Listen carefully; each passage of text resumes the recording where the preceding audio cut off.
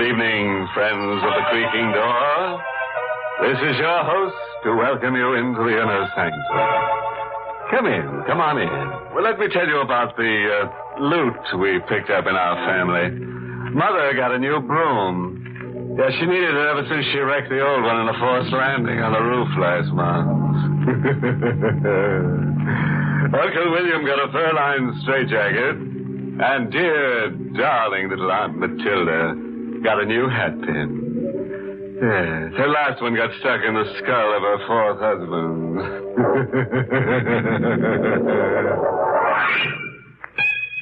All right.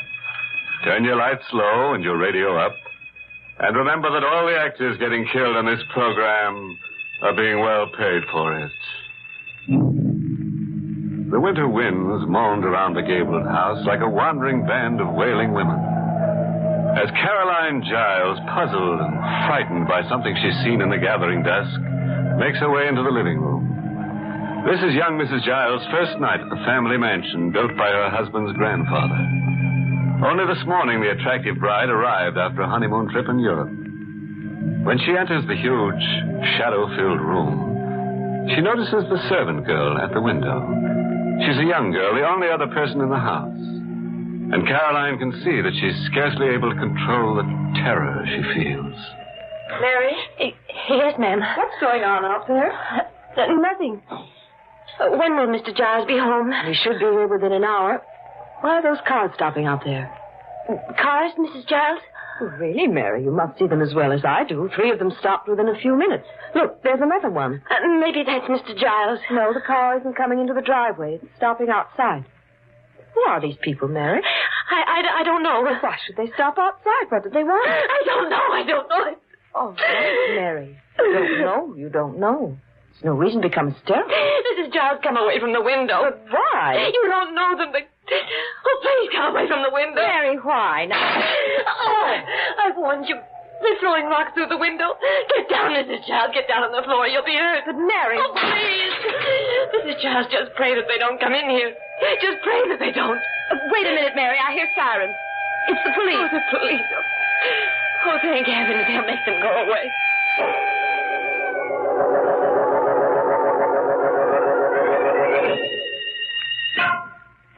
Mrs. Giles, I'm Richard Croydon, the mayor of this town. I'm sorry we had to come here under these circumstances. How do you do?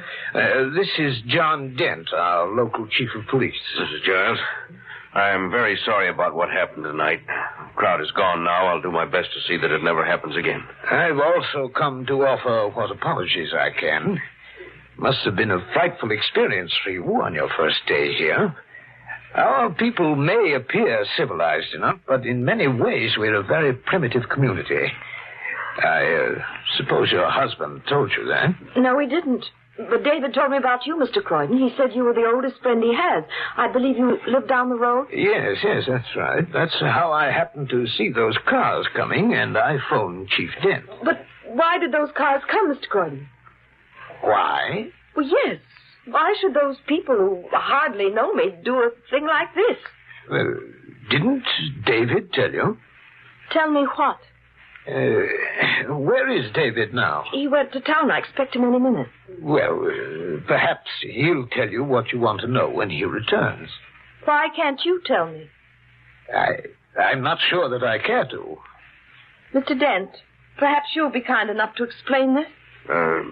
Well, them people weren't after you, ma'am. They were after the man you married. David? But what? Dent, if Mr. Giles hasn't told her, I don't think it's your place to do so. Well, the woman has a right to know. The reason them folks are trying to kill Mr. Giles is because they think he's a murderer. Some call him even worse than that. What do you mean? Mrs. Giles, 2 years ago, a series of killings began in this here county. Girls, young girls, 4 of them were found on lonely roads, stabbed to death. Homicidal maniac, that's what the state police officer said. And my husband? Well, your husband was arrested for them crimes. He was tried right here, but they let him go. We didn't have enough evidence. David, can't believe it. Why should they suspect him? Well, he knew one of them girls, and, he had been sent away, ma'am. Sent away? What are you talking about? Everyone knew there was something wrong with him. He had to go to an asylum for a while. That's quite enough, then. Mrs. Giles, I must tell you this. David was discharged from the rest home, completely cured. It was nothing more than a nervous breakdown. Dent, you have no right to frighten her like this. I'm not frightened. And I'm very grateful to Mr. Dent for telling me what he did. I just want to know one thing. My husband was acquitted. Why should they still believe he's guilty? Because since he left town 6 months ago, there ain't been none of these murders. Not a single one. Now that he's back, they'll start again. That's what you believe, Mr. Dent? Oh, no, ma'am, but that's what the folks are saying. Thank you. And now, if you don't mind, I'd like to be alone. Mrs. Giles, if there's anything I can do... No, thank you. There's nothing. Good night, Mr. Croydon. Good night. Come along, then. Good night, ma'am. Good night.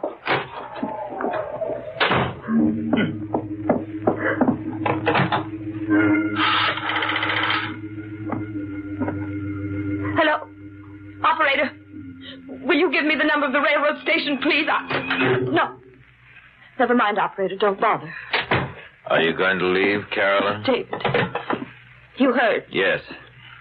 And I heard everything else my very old friend, Mr. Dent, told you. I was behind the other door. Then why didn't you come in? Why ruin their fun? Besides, I was curious to see just what your reaction would be. David, why did they have to tell me? Why couldn't you? Do you think this was an easy thing to tell to a newly married bride? I would have found out sooner or later. I did plan to tell you, Carolyn, in due time. That's why I ordered Mary not to say anything. Darling, it isn't true. This is all an insane dream, a nightmare. No, Carolyn, it's not a dream, but in many ways it is a nightmare. Were you going to run away from me, Carolyn? Is that why you phoned the station? Yes. Carolyn, if you want to leave me, I can't blame you. I realize it may be asking a little too much of any woman to be my wife and to live here. Why did you come back here, Dave? Because I want to prove to them that I'm not what they think I am. And I was hoping you'd help me. I thought maybe you loved me enough for that. Carolyn, I'm terribly sorry it must end this way. I'm not going to leave, David.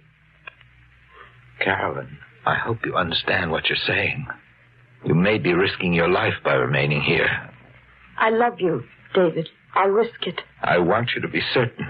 Because in the end, I may fail and be put to death. To death? Yes, there are going to be other murders. Other murders? Don't ask me how I know this, but I'm almost positive that sometime tonight, a girl in or near this community will be killed.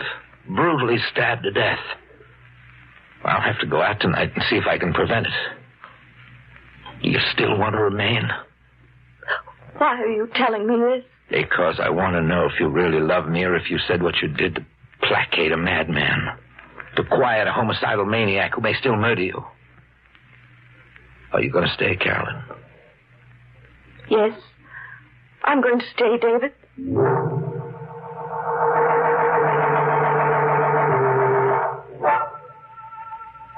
Mrs. Giles! Mrs. Giles, are you coming here? I'm coming, Mary. Mrs. Giles. There, Mary. Now just try to calm down. I saw them. I saw them out there. Mary, try to pull yourself together. Tell me what you saw. There was a man out there. A man moving around. Are you sure of it, Mary? I don't see anyone. Well, maybe you can't see him from here, but I saw him from the window of my room. All right. Let's look out the window of your room. I don't want you to think I'm seeing things. I'm not the kind of girl who sees things. I didn't say you were, Mary, but Well, I don't notice anything unusual from your window either. You don't see anything? Just the lawn, the tree.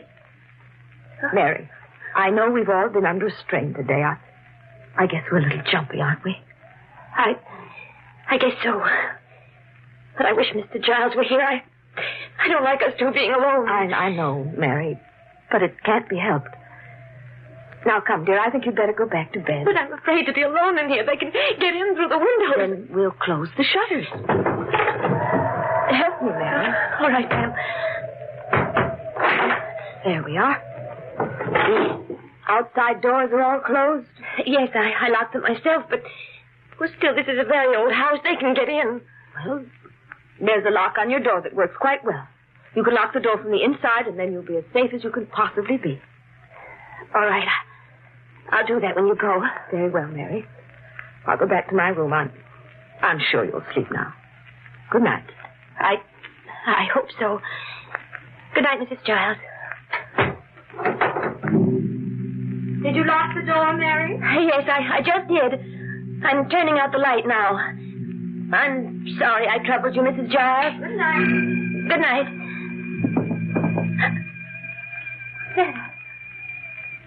Oh, she's right. I must be hearing things. Mrs. Giles! There's someone in here! Let go of my hand! Mrs. Giles! Mary? He was locked in here with me. Help me, Mrs. Giles! Mary! Oh, he's got a knife. I can feel it, a knife. Oh, no, let go of me, please. No, no. No! Mary!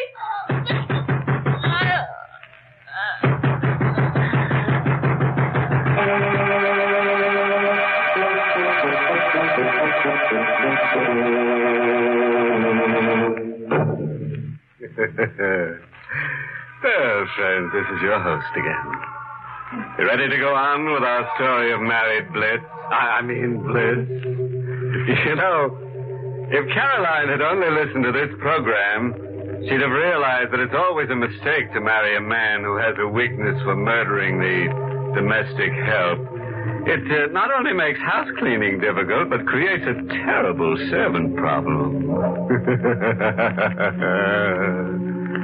That there is one compensation in marrying a homicidal maniac. When you'd call your mate crazy, you'd be so right. Well, let's get on with our story. As you remember, Caroline couldn't break into Mary's room, and now she rushes to the telephone and dials the operator. Hello? Get me the police. Hurry, please. Hello? This is Mrs. Caroline Giles. Will you please send someone right away? I think there's been a murder.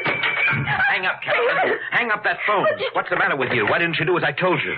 I don't want the police to know about this until we're ready. That room. You just came out of Mary's room. Yes, I saw her. Saw her? You were in there all the time. You were locked in the room with her. You killed her. Caroline. You murdered her. They're right about you. You murdered her. Caroline, you're hysterical. Stop it now. Stop. I'm sorry I had to do that. Now, you must get a grip on yourself. Yes, David, I'll be all right. I'm all right now. How did you get into her room? I heard screams when I parked the car. The window to her room was open, and I climbed through. I saw her on the bed, and then I unlocked the door and came in here. You found the window open? But I locked it myself. I bolted the shutters. Well, it's open now. When did you bolt the window? A little while ago. The murderer must have been in the room hiding, and she locked herself in. I guess he escaped through the window. Yes. Perhaps that's what happened. You still think I killed her? I don't know what to think anymore. The way you came from her room. I explained that. Yes, I suppose you did. Carolyn, now listen to me. If I killed her, do you think I'd be talking to you now? Here, look. Son. If I'd murdered Mary, the next step would be to kill you. And you see how easy it is for me to do it. Now, Carolyn, you believed in me before. I'm asking you to believe in me again. I don't want the police to know I left this house tonight. Dent's like the rest of them. He hates me. He'd be glad to accuse me of this crime. Now, Carolyn, I want you to say I was home all night with you. And if I don't? I've got this gun, Carolyn. If you let me down, nothing much will matter then. Now, that might be the police, Carolyn. I'm going to open the door. Good evening, Mr. Giles. Good evening, Dent. You got here quickly. Maybe that's because I was kind of expecting to come. Oh, have you been watching my house? I ain't saying. When I got that radio call, I didn't lose any time. Mrs. Giles, you phoned in something about a murder? Yes, our girl, Mary, she's in there. Mr. Giles? Are you accusing me of this too, Dent? It's mighty funny, right here in your own home. This time I can easily prove that I had nothing to do with it. My wife and I were together all night. Is this right, Mrs. Giles? That's right, Mr. Dent.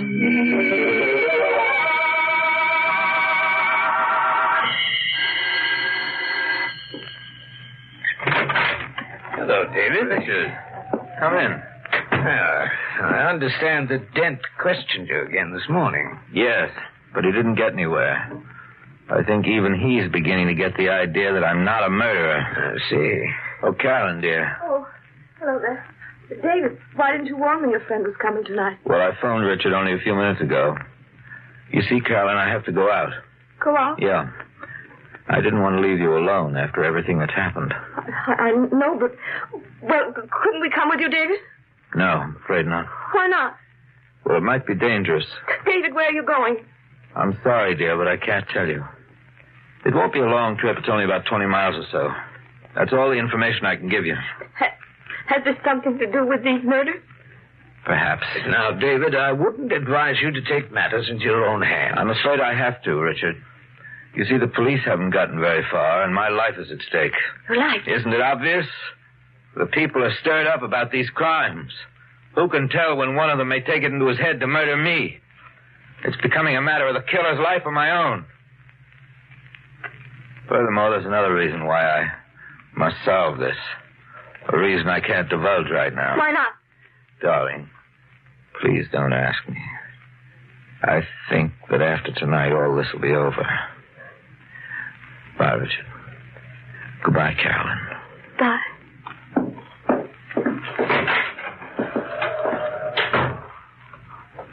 Richard, Yes? what did he mean by another reason? Well, Carolyn, if he's right about the murderer, then the next logical victim will be a girl, an attractive girl who's very close to him, so that people will suspect him even more. And the most likely person is yourself.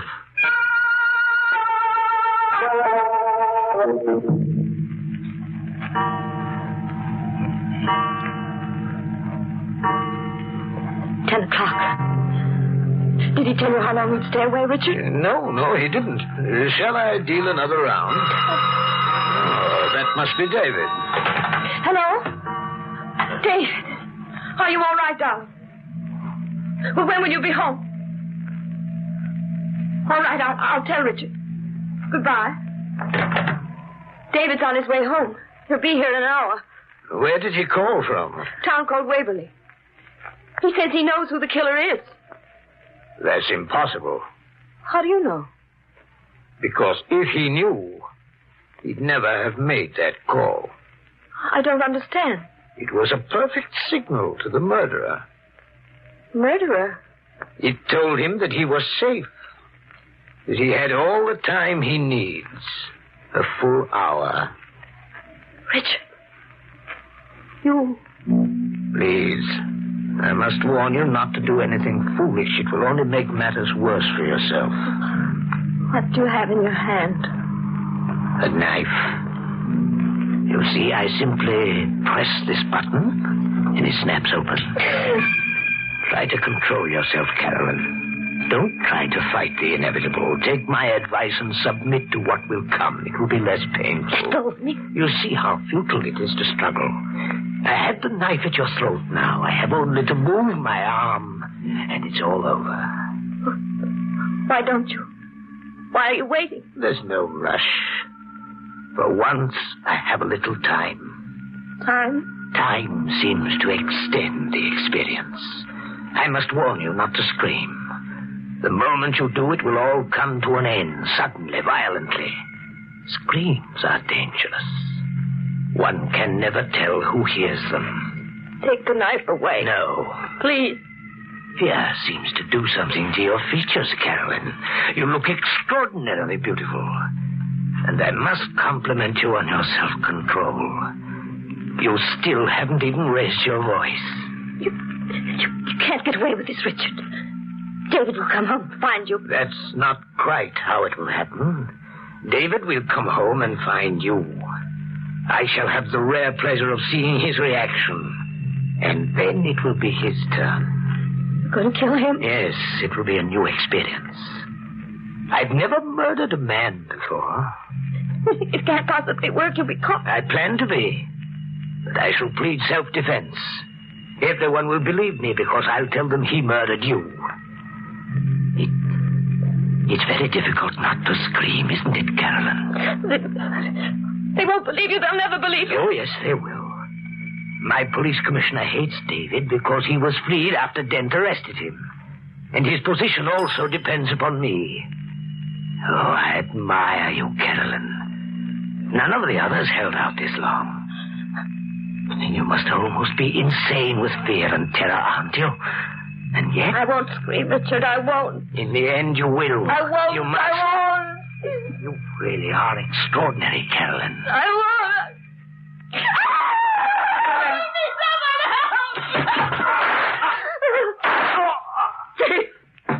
Carolyn. I don't understand. You were here. Almost all evening. I phoned from a neighbor's house to make him force his hand. I got back just in time. Still alive. Yes. Richard. David, did you know?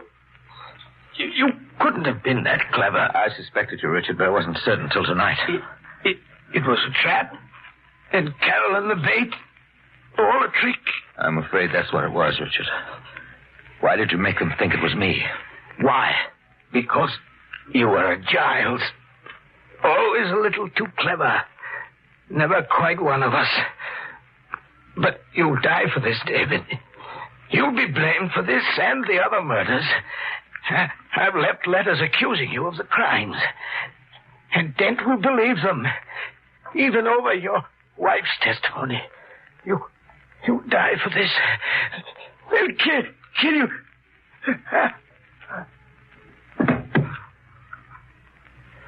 He's dead.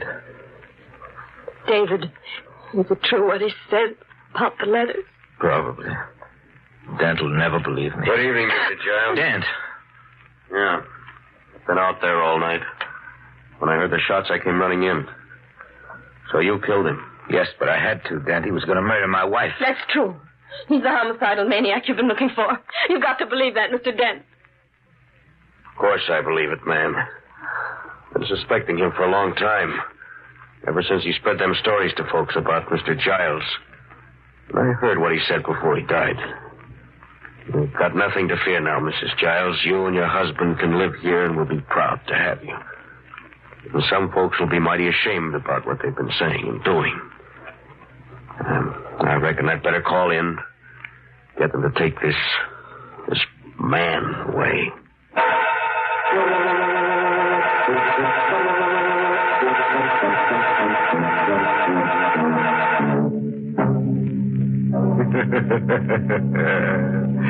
I'll bet you thought David was crazy, but he fooled you, didn't he?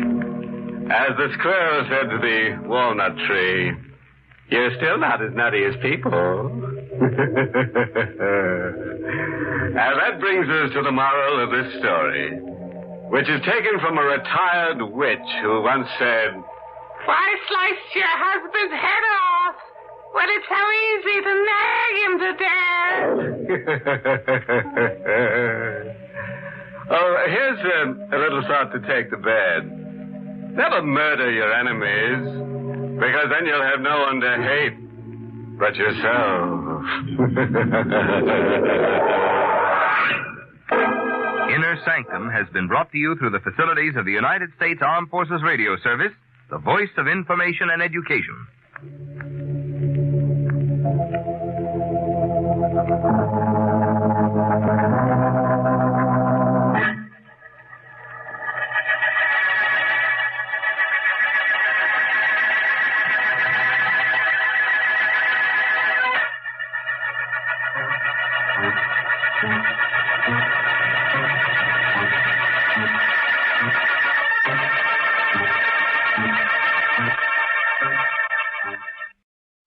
Sometimes the radio playwright wanted to have a bit of fun.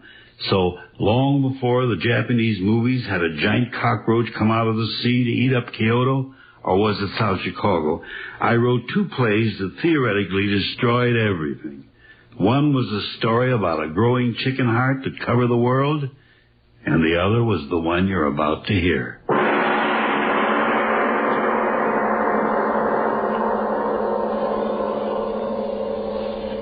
Lights out. Everybody. It is later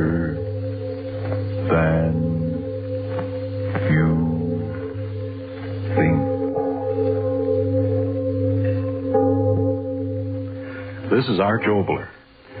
Someone has said that the two main springs which drive the world are hunger and the will to power. I think we'll all agree about the hunger, but as to the will to power, well, sometimes I think it's not quite as strenuous as that. There are some people in this world who don't want to run anything. They just want to be liked. And that's the mainspring of our story tonight, oxychloride eggs.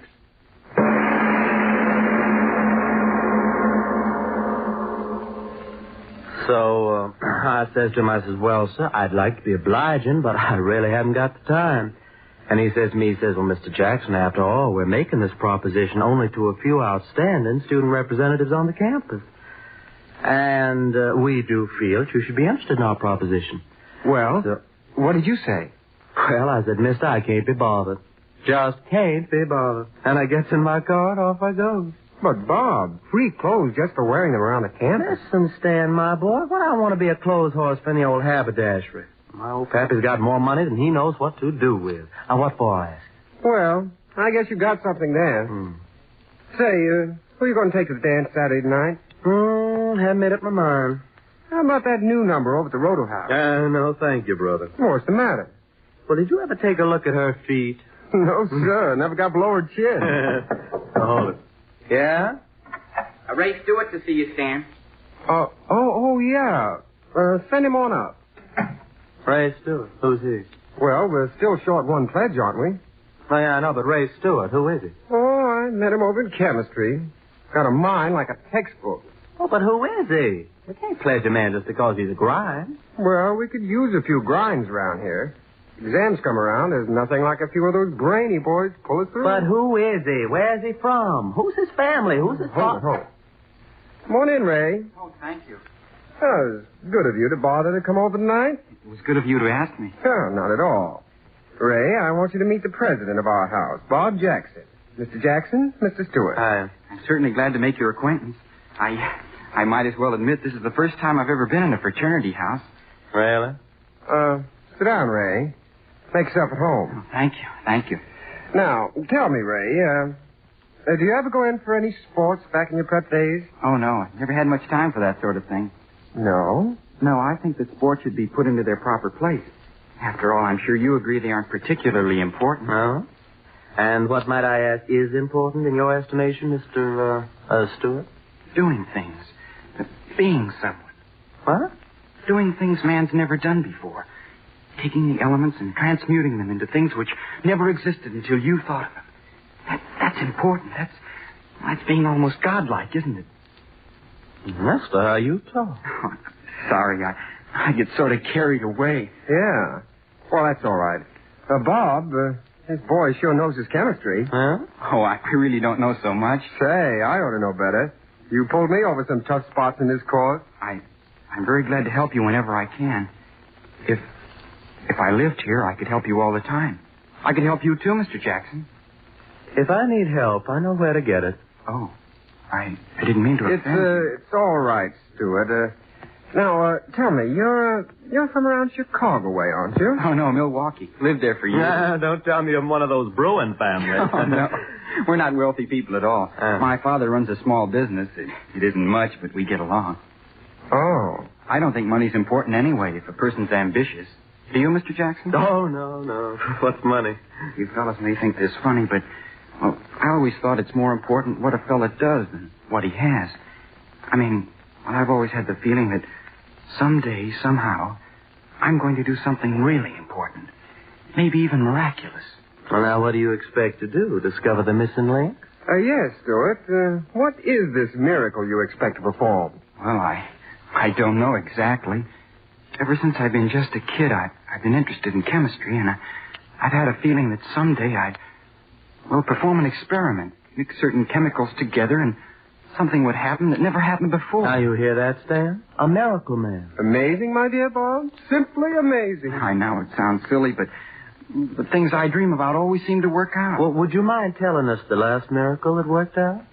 Well, this. This? Oh, what do you mean? Well, as long as I can remember, I've always wanted to belong to a fraternity, and here I am. I mean, you invited me. Just a minute there, fellow. Mr. Stewart, it's been awfully nice of you to come over and visit with us. And someday we'll have you back again. But now we've got some studying to do, so if you don't mind... Oh, no, not at all. It was nice of you to invite me over. Well, good night, fellas. Good night. Good night. Homeless screwy crackpot. Did you see the look in his eye when he was talking about miracles? Yeah. Well, it'll be a miracle if he ever gets back into this house again, I'll tell you that. What in the world ever made you ask him over here? Well, I didn't know. How was I to know he's a crackpot? Pledge him to our fraternity. Pledge him to the booby hatch.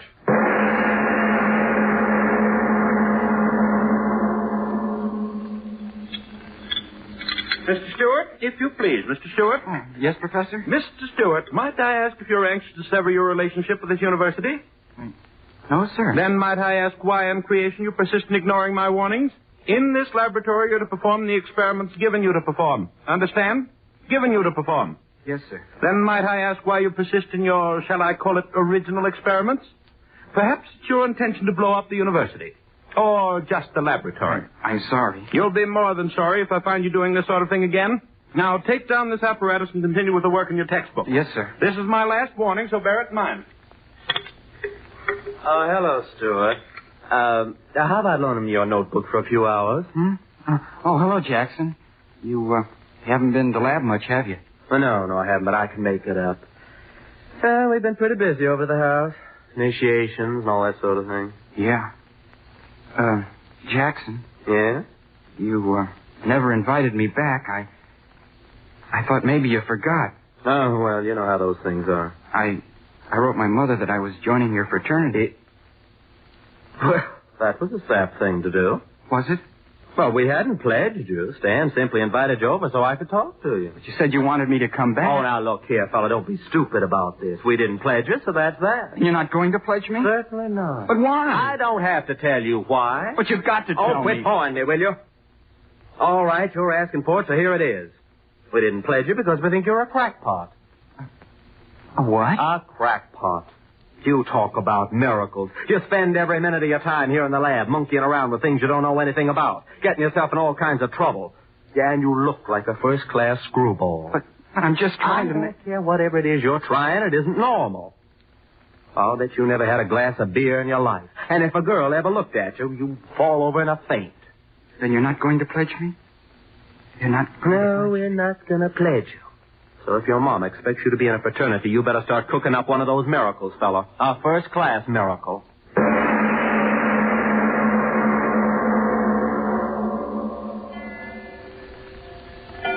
Sleep. It's so late. Sleep. I've got to sleep. Not gonna pledge you. That's what he said. Not gonna pledge me. Why do I keep thinking about it? If I could only sleep. Sleep. We think you're a crackpot. Oh, I gotta stop thinking about these things. It's not healthy to think what I'm thinking. Crackpot. Not gonna pledge you. Crackpot. What's the matter with my head? I heard him talking in it over and over and over again. I'm not crazy. I'm not. I'm as good as you are. I'm as good as both of you put together. Stop saying that. Stop saying it. I'll show you. I'll show you both. I'm better than you are. I'm better than anybody. I'll show you.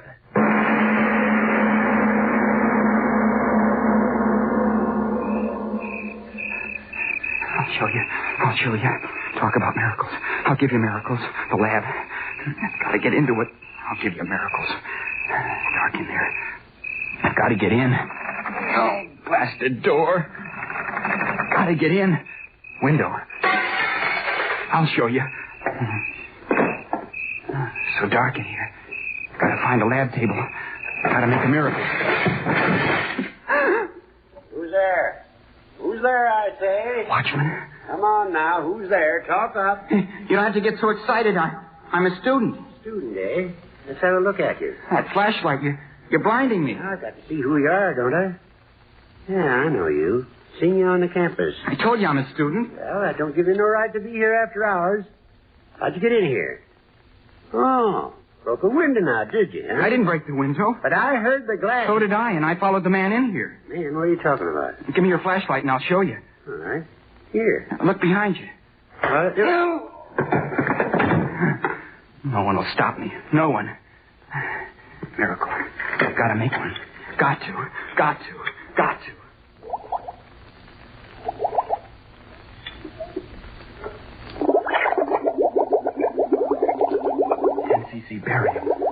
5cc selenium oxychloride. Oh, good.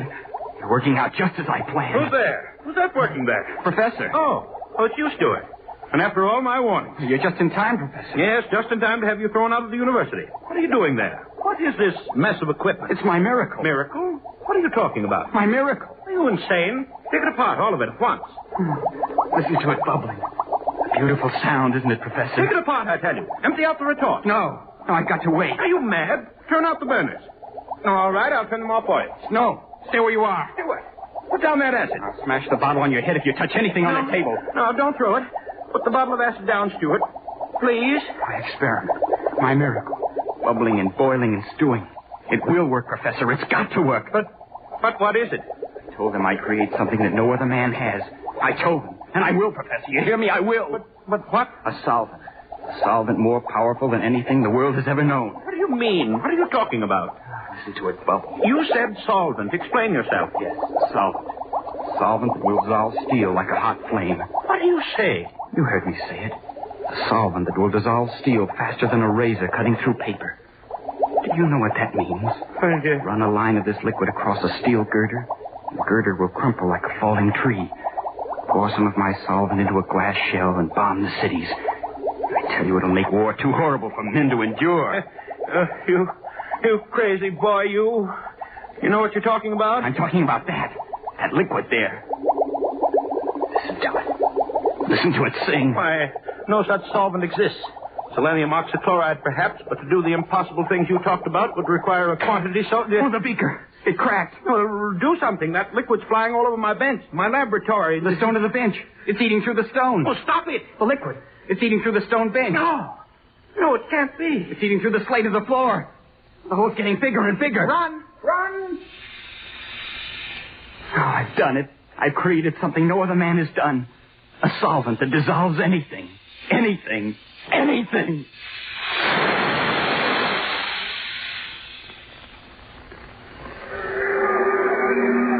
what happened? What's the matter? The lamp. I guess it's on fire. Well, where's the fire? I can't see anything. The whole school's out here. Hey, fellas, what's up? Nobody seems to know. Something's going wrong in the lab. Firemen won't let us in. Something burning? I don't know. Can't get near enough to find out. I can't see any fire. There's plenty of smoke going. Plenty of excitement. Read about it in tomorrow's paper, I'll bet you. Hey, listen to that sound. Yeah, it sounds like water. Gosh, what is it? Hey, everybody back! The building! It's going to crash! Run!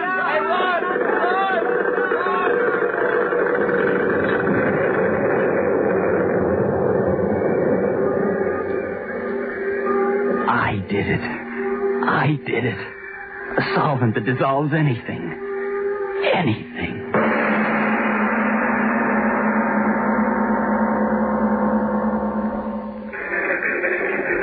Chief, look at this. What's the matter, Murph? Somebody have sex doublers? Get a load of this, Chief. Came in over the news wires. Read it. Additional on Whitmore University. Mysterious cavity on campus growing larger hourly. More follows. Mysterious cavity. Hey, what is this, a dentist's advertisement? Don't you remember, Chief? A couple hours ago, that flash about something eating a hole so big a building fell in it. This is the follow-up. The thing's getting bigger. What do you want to do about it? Forget it. What? Don't you see through a gag when it hits you in the face? Somebody's just having fun on the wires. Ha! Mysterious cavity growing bigger. Well, when it's as big as a hole in your head, that'll be news, Murph. That'll be news. Anything. It dissolves anything. And I did it. I discovered it.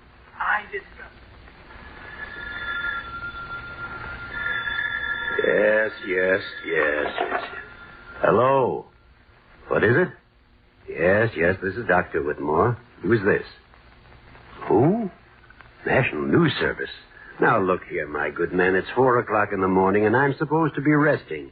My vacation, you know. What? My university. Building collapsed. But are you sure? Yes, I'll call them long distance at once. No, I can't give you any sort of statement now. Hang up, man. I've got to get the operator. Operator. Give me long distance. Give me... What? Long distance is calling? Well, put them on. Hello. Yes, this is he. Rogers? Yes, Rogers. What? Did? That's impossible. Roger? But how could it grow larger?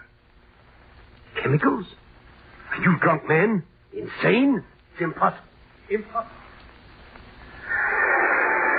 But you must do something. Listen, mister. I'm a fireman, not a magician. But that hole, it's 20 feet wider than it was 10 minutes ago. Mister, I don't know what it's all about. No fire and the ground's burning right away. We have $5 million worth of property on this ground. If that whole For spread... Pete's sake, leave me alone, will you? We've been throwing water on the edges of the thing ever since the building fell in, but it don't do no good. It don't do no good. Gentlemen, listen to this out of tonight's paper. The latest news on the Whitmore University mystery. What at first was treated lightly by all newspapers as either a hoax or a shifting of earth stratum has now developed into an authentic yet unbelievable situation. The hole, which began at the site of the chemical laboratory building, is now 300 feet in diameter and spreading with unbelievable rapidity. Fire departments and fire experts from all neighboring communities within a radius of 100 miles have been called in, but have been helpless to combat the rapidly spreading pit. Many conflicting theories have been propounded as to the cause of the cave-in, but at last reports nothing definite had been determined. That's enough, Professor Parker. What about the solvent? Unbelievable, unexplainable as it is apparently self-regenerating and oxidizing anything it comes in contact with so quickly that we see no fire but only the rapidly growing cavity where the earth is being consumed. But, Professor Parker, what is this solvent? Surely you don't expect us to believe that this student you were telling us about... I mean exactly that. Oh, preposterous. It's a fault in the structure of the earth. There is no such thing as a self-regenerating solvent. Simple cave-in, that's all it is. Gentlemen, if you please. What I know, I know. Oh, it's preposterous. Gentlemen, if you please. If my professional reputation is not enough to substantiate what I've said, then at least you'll listen to the boy himself. He's here. Listen to him. Well, why should we? Yes, gentlemen, if you'll listen, I'll tell you. You'd better listen to me. Gentlemen, please. What Professor Parker said is true. It is a solvent. It dissolves anything it touches quickly, furiously. The byproducts of that dissolution give it new strength and movement. And I discovered it, gentlemen. I know, but what will happen? What can we do? We can wait. Wait? How can we wait? Look out there. The hole's within 2 feet of another building already. We've got to stop it. At once. If you don't... The building! The foundation's undermined. Crashing!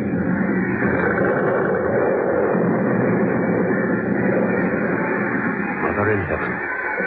Harris Hall. Caved right in the hole. Professor Parker. You boy, listen. Which chemicals did you use? We've got to fight it with chemicals. Spread them around the edge. Neutralize the sulfur. Yes, that's it. Chemicals. We'll neutralize the reaction. No, gentlemen. Listen. You may neutralize the reaction at the edges of the hole, but you forget one thing. What? What are you talking about? The solvent is eating downward at many times the rate it's eating outward. You may neutralize the reaction at the edges of the hole, but have you forgotten? It's eaten the hole 1/4 of a mile deep already. And it's eating into the earth faster and faster. How are you going to stop that? Faster and faster at an ever-increasing rate, this strange cancer on the surface is eating away. It is now approximately 14 hours since the phenomenon began, and already it has eaten outward a distance approximately 1 mile in diameter, with a resulting damage of over 1.5 million in property. Truly, the most astounding factor in this catastrophe is the fact that the hole is increasing in depth at an unbelievable rate. At our last reports, approximately 10 minutes ago, the pit had reached a depth of approximately 3 miles, and experts apparently refuse to predict how much further this earth cancer will go. What only a handful of hours ago was a quiet section of the country in which stood the Whitmore University is now a great gaping pit in the surface of the earth, out of which rise strange noxious gases as that burning something eats deeper and deeper and deeper into the bowels of the earth. The latest sonic recordings indicate that the shaft has now reached a depth of 11 miles, 2,342 feet. I'm right on the scene and will continue to send reports as quickly as I get. Sure is a crowd here. Yeah, 500,000, they say. Yeah, watching and waiting. And for what? Ain't it ever going to stop, Stan? Don't ask me. I don't know. It's going deeper and deeper every minute. There ain't no stopping it. Listen to them. Scared, ain't they? Every one of them. Well, aren't you? Yeah, sure. That hole going deeper and deeper into the ground, and nobody can stop it. And what happens when it gets all the way through, nobody knows. Sure, I'm scared. Scared plenty. Earthquake. Help. Send help. Volcano erupting. City on fire. Martial law declared. Tidal waves sweeping inland. Nothing can stop it. Nothing. Nothing. Earthquake. Fire. Tidal waves. We're coming to an end. Judgment of God. Judgment of God. From Siberia to Cape Town to San Francisco and around the world again. I tell you, the Earth's ripping apart. And I tell you, it's that hole in the ground that's done it. It's affected the rotation of the Earth. Unbalanced things. Yes, and it's biting deeper every minute. What'll happen when it eats through to the other side? The ocean pouring through. We'll die. We'll all die.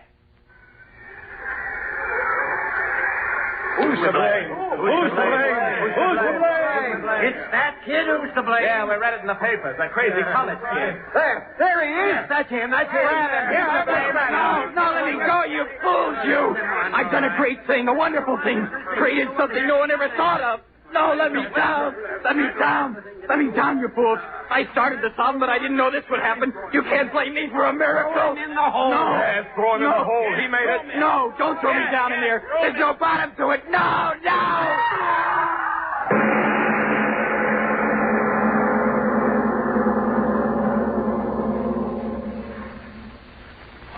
Here, put him down here on the grass. Dan? Boy, oh boy, will this be a sensation on the campus. But, Watchman, how did it happen? Well, I'm making my rounds of the grounds as usual, and all at once in the moonlight I see this fellow walking across the grass. So I go up to him and I see the fellow's walking in his sleep. In his sleep? Yeah. Just when I starts to grab him easy-like, he pulls loose, yells something about, "Don't throw me in, don't throw me in." And then he runs across the campus and dives headfirst down into the swimming pool. And it's empty. When I pull him out, he's like he is now.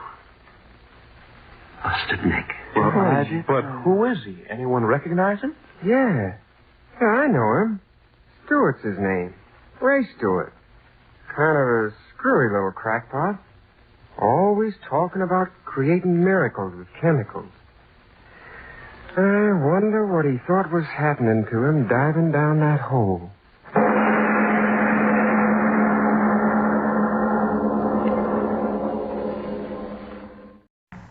Quiet, please.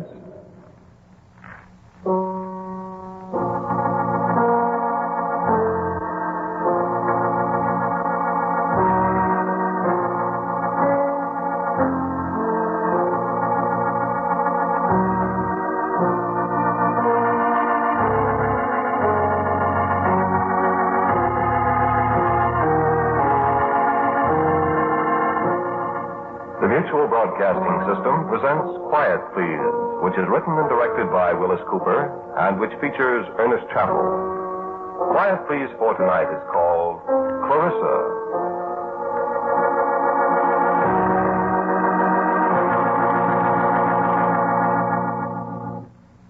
No. He was dead before the fire started. I've told you that a dozen times. No, I can't prove it, of course not. You'll just have to believe me. Take my word for it. I can't prove he was dead. You can't prove he wasn't. And anyway, what difference does it make? Now, I'm sorry. I can't hear you very well. Yes. Well, all right. It was an old black shell of a house. A house that has lived too long. A house where the floors groaned in pain at night, where the windows shuddered at the gentlest touch of the wind. Where door latches suddenly gave up their grip and let the night come sniffing into the house to paw at your eyes and wake you to the other silences that lay around you. It was never warm there. In the winter, old Heinz kept a fire going in the fireplace in the old sitting room, but the law logs were scrawny and the draft was bad. And the flames seemed to grudge us their warmth so that we shivered all through the day. We're glad when night came and we could escape to the meager comfort of the drafty bedrooms. And in the summer, there was a dampness about the place. An unhealthy clamminess drifted from the walls and stirred uneasily among the ancient smells of decay that clung to the place. Well, I suppose you could call old Heinz a character. You said you didn't know him? An immigrant from the Rhineland sometime in the early 70s. That would make him, let me see, how old? Ich war im Rheinland geboren. In der Jahrzeit 1862. That's right, 1862. He was an old man, but he never appeared old. You might have taken him for a vigorous man of 60. His hair and his scraggly mustache were jet black. I suspect he dyed them regularly. And his blue eyes seemed as keen as those of a boy of 18. And he'd never been away from the house for a single night, he used to say, from the day he bought it and moved into it in 1888. And it was an old house then. Yes, I spent some very dreary days and nights in that house. Huh? I couldn't afford a better place to live. Oh, no, people don't go to live in a haunted house if they can find another place, you know.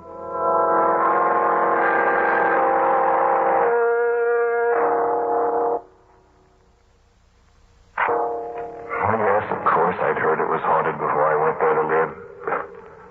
Do you believe in haunted houses? No, neither did I, of course.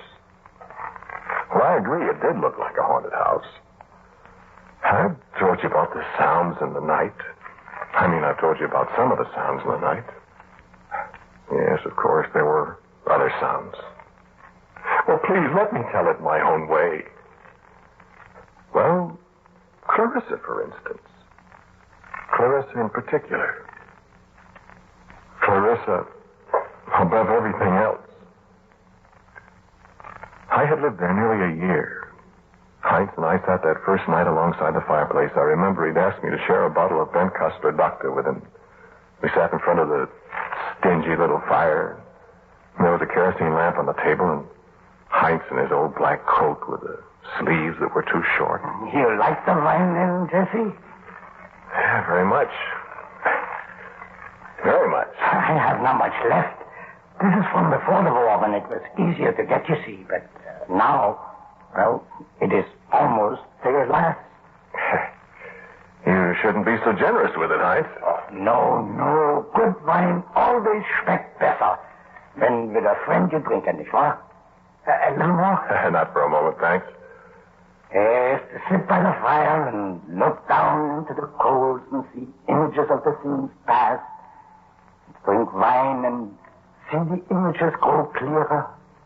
It is good in the old age.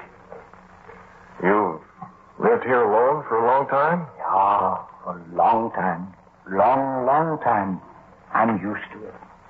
Used to the nights and the little fire and the silences.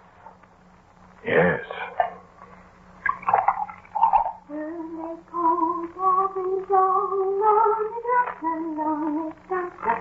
It is cold for this time of the year. Listen. What's it, Rose? Oh, I thought I heard someone singing. So? Did you hear anything? It is Clarissa. What did you say? Clarissa, my daughter. Well, I didn't know you had a daughter, Heinz. Yes. Willst du more wine? No, thanks. I haven't seen her around. No. Well, is she... Excuse me, Heinz. You will forgive me, Jesse. She's a child. I do not wish you to be bothered. Why, she wouldn't bother me, Heinz. I like children. There's enough left here in the bottle for one more for each of us, huh?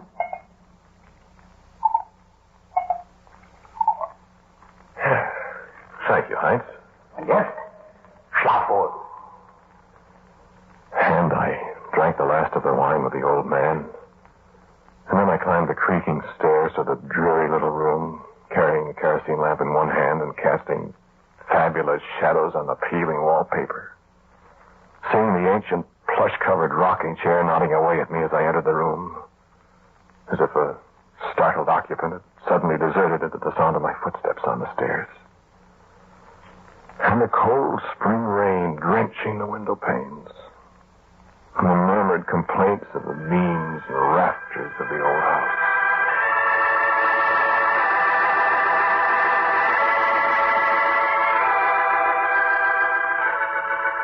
The pleasant, musty fumes of the wine I had drunk kept sleep away for a while when I'd blown out the lamp.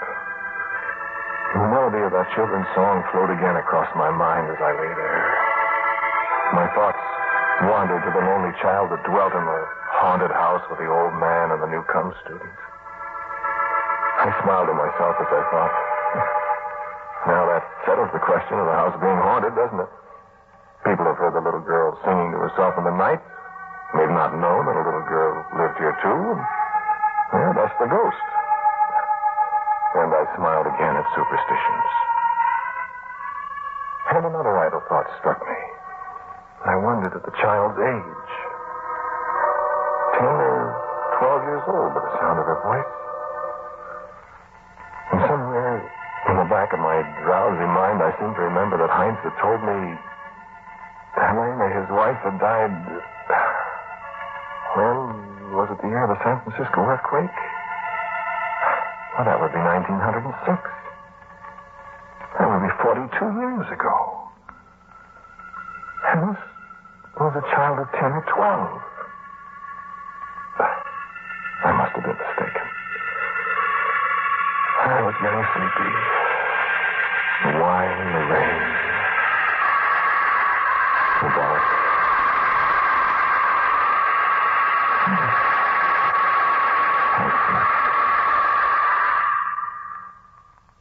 Well, you wanted the whole story. I'm telling it to you.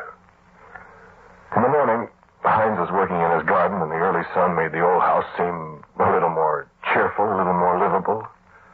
There was a tinge of green through the gray of the fields that surround the house, and Heinz told me he'd seen a robin.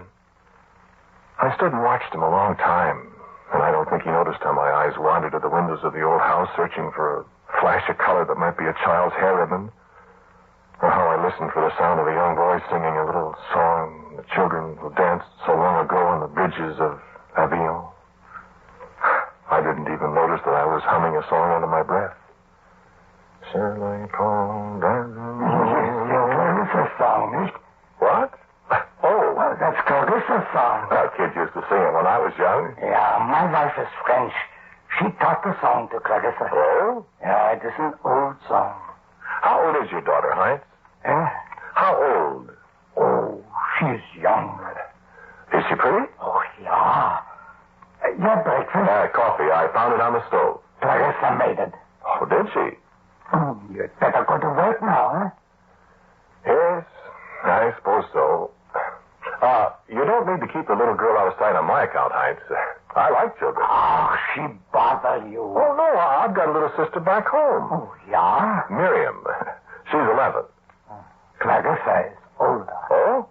Miriam's got bright yellow hair. Clarissa has dark hair. Yeah, I got a picture of her here. Oh, so? Oh, she's very pretty. I have no picture of Clarissa. No, that's too bad. Well, I'll see you tonight, huh? Yes? Yeah, sure, Heinz.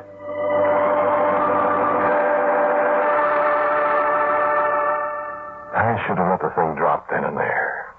If the old man felt that children should be kept away from adults, that was his privilege, of course. And although I was often lonely for other company than the old man, I was a dweller in his house, naturally subject to his wishes. My work? No, I never left the place. My book? Well, I was writing a book. No, not very exciting. Mathematics. I have some theories. No, the book is gone. The fire, you remember? I could understand Heinz. I thought he obviously had a great respect for a man's work, especially a work of such apparent erudition. I must not be disturbed. I might stay in with my slide rules and my profile paper and my broken flower pot full of sharpened pencils. I was not to be disturbed. But how many times I wished for the happy sound of my little sister Miriam's gay laughter. Found myself listening for the lilt of the little girl song that she used to sing, and that Clarissa knew too. Heinz mentioned Clarissa occasionally. I sometimes wish that I could have sent Clarissa to school, Jesse. Well, it's too bad you didn't. Always there was never enough money. Why, there are schools. Public schools, Heinz. No, not for Clarissa. It's free schools. You know, I wonder. Wonder? Well, children are supposed to go to school. I'm surprised that the school authorities haven't been to see about sending her. The police? Oh, no, not the police. But there are laws about schools. I mean, you might find yourself in trouble if they discover you have a daughter of school age. They will come here. Well, if they find out. Jesse, you will not tell. Well, now, look here, Heinz. You're not being fair to the child. Yes. No, really, I mean it. Hasn't she ever been to school? I teach her a little. Well, Heinz, it's none of my business. But you're doing her a very serious harm. No. Listen, Jesse. You don't tell anybody about her. Well, I don't know, Heinz. If they come and ask me... Jesse, listen. I tell you something. Well? Clarissa can't go to school. Well, why not? I told you it doesn't cost anything. It is not that. Well, then? She's not well. Oh, I'm sorry, Heinz. Look, would you like it if I gave her a little of my time and taught her some of the elementary... No, please, don't. Well, I'd be glad to. No. Well, have it your way, Heinz. I don't mean to intrude on your affairs, but after all, a child... I'm sorry, Jesse. I thank you, but no. All right. Forget it.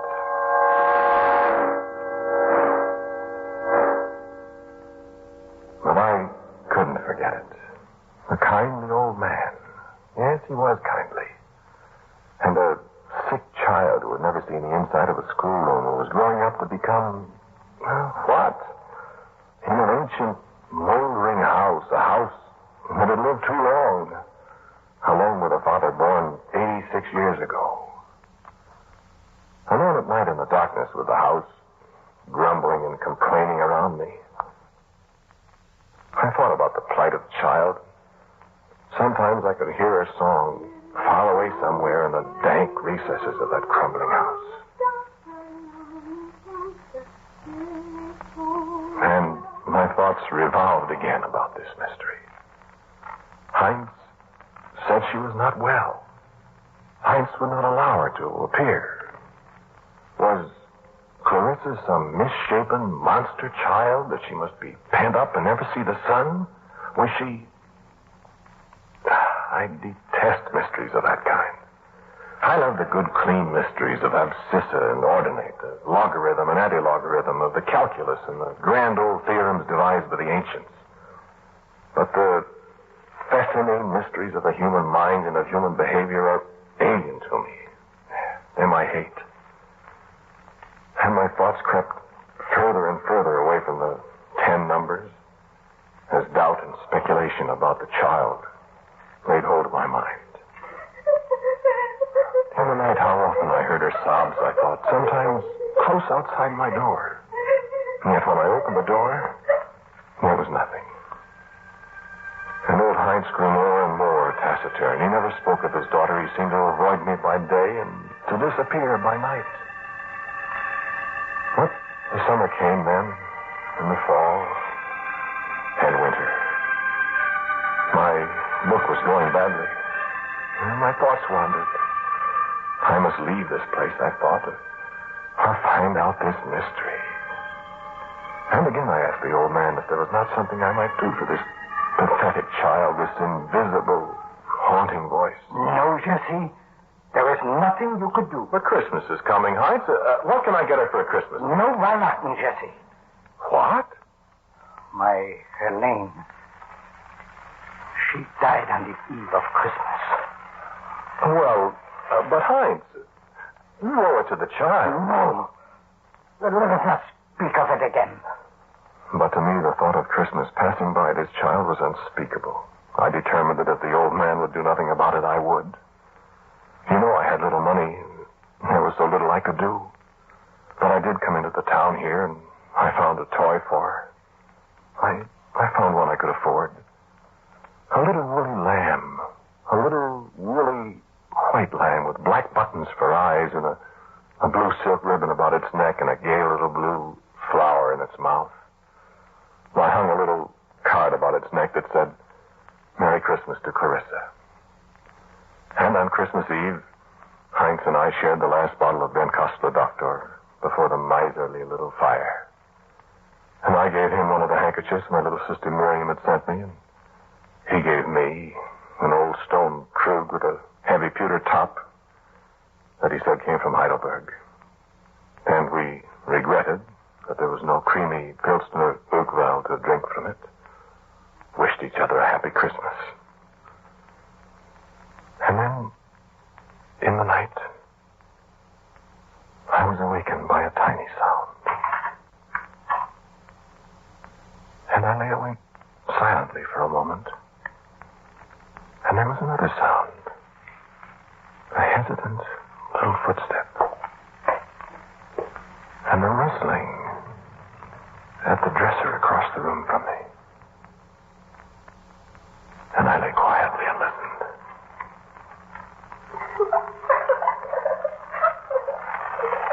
Is that you, Clarissa? Is that you, Clarissa? Do you like it? Good. Happy Christmas. I'm sorry, that's all I could get you. But I hope you like it. And I felt the touch of a tiny hand on my shoulder. And lips brushed my cheek. And the door closed. And the sound of her voice in the little song was happier now than I'd ever heard it.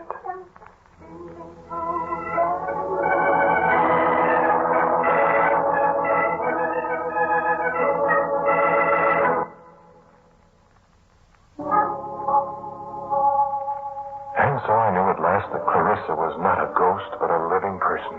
And I felt more at peace with myself as I realized that this was what had been plucking at the corners of my mind. And I was happy now that I knew she really lived, that I was not living in the midst of fantasy. I had wondered what Heinz would say. He was perfectly natural about it. It was good of you, Jesse. Good?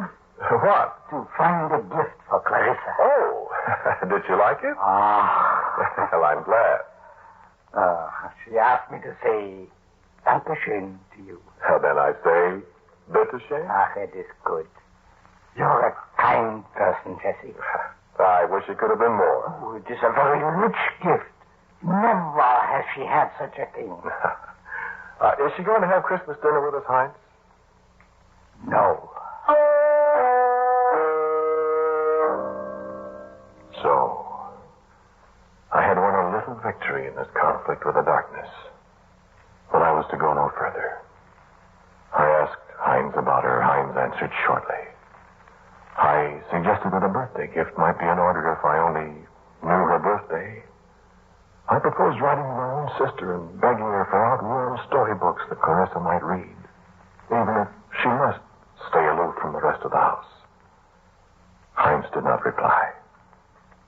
Everything was as it had always been, so long as the name of Clarissa was not mentioned. But when it came in the late spring, when it was cold and windy again, and the raw snow pelted against the windows and the whole house shivered, I heard her crying again in the night, and there was a quality in her voice this time that brought me out of the bed and into the hall. I called in alarm. Clarissa!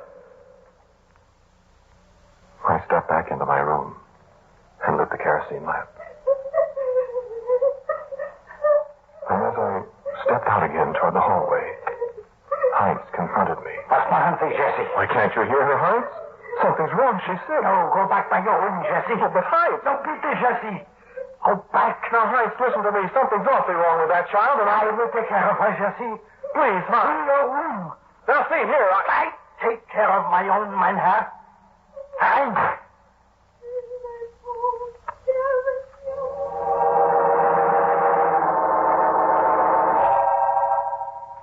I reached for the door at once, but it was locked from the outside. And I beat on it and stormed at it in the cold. But for once it held. I screamed at the father, threatening every kind of vengeance on him, till at last I suddenly realized that I was being hysterically silly. In the silence, I could hear nothing but the moan of the wind around the rusty cornices of the house and the hiss of snowflakes against the window. I sat down, shaken, bitter at myself for giving way to such an outburst over a child crying in the night. And at last I lay down again, and in the frosty silence of the early dawn, I fell asleep. And when I awoke hours later and found my door unlocked again, Heinz was not to be found. Not that day, nor the next. I tramped through the house, opening doors, calling him, calling Clarissa. There was not a sound to answer me. I found a little wood and made a miserable fire. I suppose I ate. I don't remember any too well. And at night I went to bed, till I, shivering for hours, straining my ears for a sound. The sound of a child's song. The sound of a father's footstep in the cold darkness. And it was morning, nearly morning. Gray fingers of morning plucking at the frost-rimed windows. And I awoke to see Heinz standing beside my bed.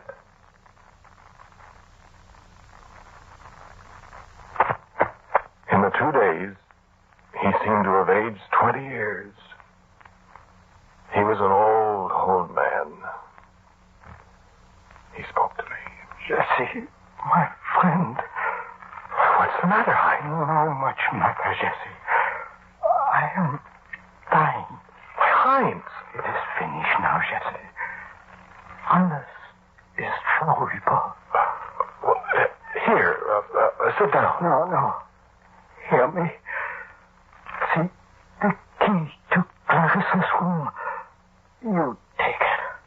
Oh, is she all right? Heinz! Too late for me now. Go. Clarissa's room. Do what is to be done. I lifted him to the bed. I bent over him. I listened for his heart. There was no sound. Heinz was dead. Yes, just as I told you before, he died. He died there in my room, yes. What? Oh, yes. In the little half-light, I found the kerosene lamp and I lit it. I took the key from the floor where he dropped it. No. I found the room very easily. It was at the far end of the hall. I called. Clarissa? Clarissa! And there was no answer. So I unlocked the door. And holding the light above my head, I walked over to the bed. And there, lying on the bed, dressed in a pinafore that might have come out of the 10-year drawing in Alice in Wonderland, clutching a little woolly lamb to her breast, there lay a tiny, old woman with long white hair braided into pigtails. Clarissa. And I knew why I hadn't heard the little song for 2 days. And so when the lamp dropped out of my hand and the flames started licking around the dry as distressed draperies and fragile old oaken boards on the floor. I turned and went out of the house. Well, what else was there to do? The house had lived too long. And so had the father and daughter who dwelt there.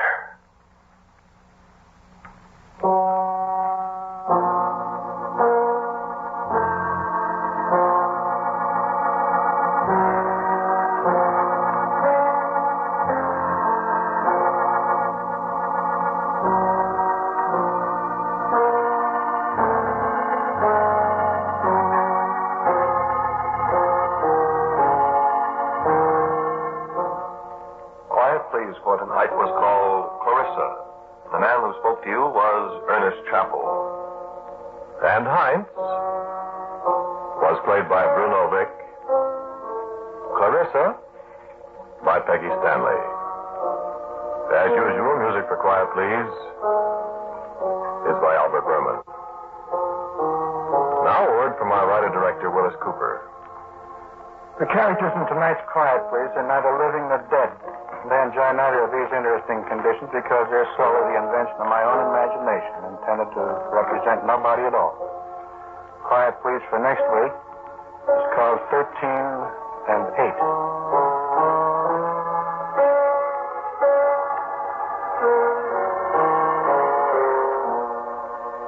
And so until next week at the same time, I am quietly yours, Ernest Chappell. Quiet Please comes to you from New York. This is the world's largest network serving more than 450 radio stations, the Mutual Broadcasting System.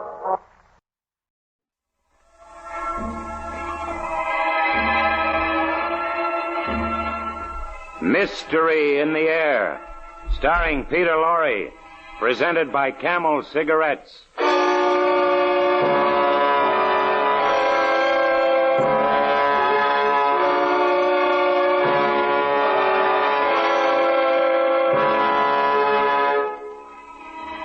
Ladies and gentlemen, there are two kinds of stories. Those you can take to bed with you and they relax you and put your mind at ease. And then there's the other kind. And our story tonight is the other kind. I still do not know whether it was the shadow of the madness to which the author himself so tragically succumbed, or whether there really was an evil something that could not be seen or described. Oh, why don't you decide for yourself? I'm simply going to tell you the facts in a case as set forth by Guy de Maupassant in his immortal story, The Horla.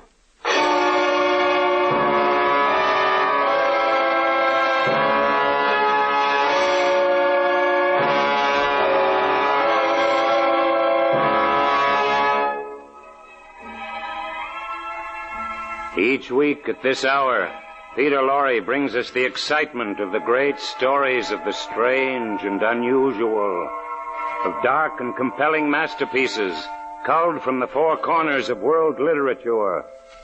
Tonight, The Horla by de Maupassant. Mystery in the Air, starring Peter Lorre, brought to you by Camel Cigarettes.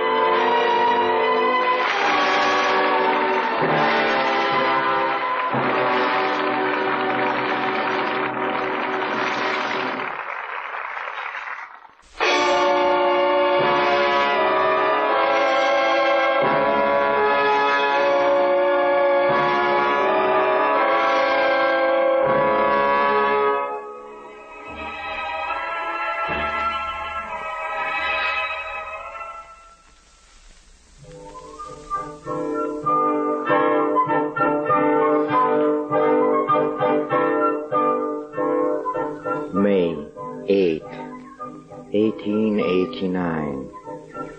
Oh, what a lovely day it was. I spent all the morning lying in the grass in front of my house, the house in which I was born and grew up. Oh, it's a wonderful house, and I love it. From my windows I can see our great river, the Seine, which flows along the side of my garden, yes. The great, wide Seine, which goes to Rouen and Le Havre and is covered by boats passing to and fro. Yes, down to the left lies Rouen, and a whole city dominated by the spire of the cathedral and full of bells which sound through the air on fine days, even as far as my home. Oh, what a wonderful morning. I was almost sorry when Marie, she's my housemaid, you know, when she interrupted me. Your luncheon is ready, monsieur? Oh, thank you, Marie, but, you know, it seems a pity to go in a house. Say, do you like it here, Marie? Oh, yes, sir. I like it very much. Yes. I love to watch the boats go by on the Seine. Well, you do, huh? So do I. See that one? That big schooner, and it's being pulled by... Look, what a little tug. Oh, look, it's no bigger than a fly. Isn't it beautiful? So clean and white and shiny. It's all white, yes, and she's a three-master, you know. Brazilian, I think, yes. Yes, I can see the flag. It is Brazilian. Oh, she's had a long journey from South America to pass my house. You love this place very much, don't you, monsieur? Yes, Marie, I love it.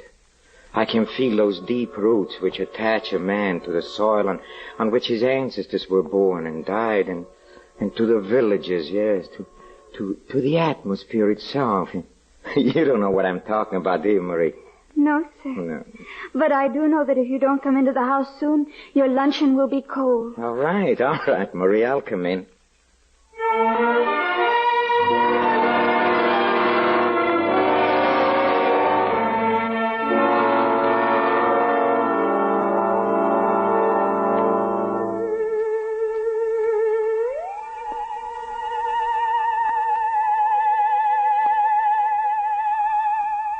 May 12th.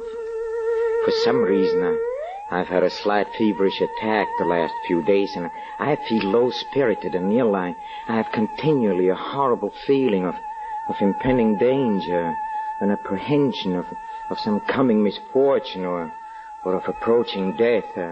I've never experienced anything like this before.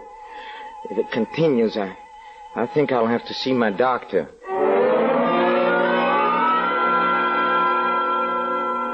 Look, I've told you, your pulse is rapid and your eyes are slightly dilated. Otherwise, you're in splendid condition. But, Doctor, then why is it when evening comes on, a feeling of oppression seizes me, just as if night concealed something horrible? Why is that? Probably just a slight attack of indigestion. Yes, indigestion. Yesterday, when I was walking in a forest of Rouen, why did it suddenly seem to me that I was being followed and that someone was walking at my heels close, quite close to me? He was near enough to touch me, and yet when I turned around, I saw nothing. Nothing behind me but the path between the tall trees. Horribly empty.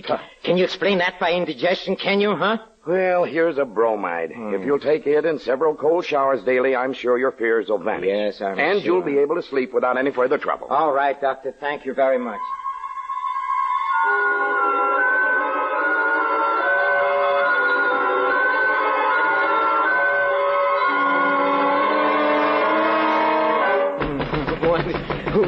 Who's there? It's I, Marie. Oh, just a moment. Yes? Are you all right? What is it, Screaming Marie? and calling out. I'm sorry, Wake the I must have been servants. here having a nightmare, Marie. Look, How is if you that? dreamed that someone was looking at you and touching you and taking your neck in his hands and squeezing with all his might in order to strangle you, don't you think you would cry out too, huh? Yes, sir, I'm sure I You should. see, all right. Just tell the other servants I shall try to be more quiet. Yes, sir. Thank you, sir. Good night. Hey, look. Look, Marie, my water carafe. A water carafe, monsieur? Yes, it was full.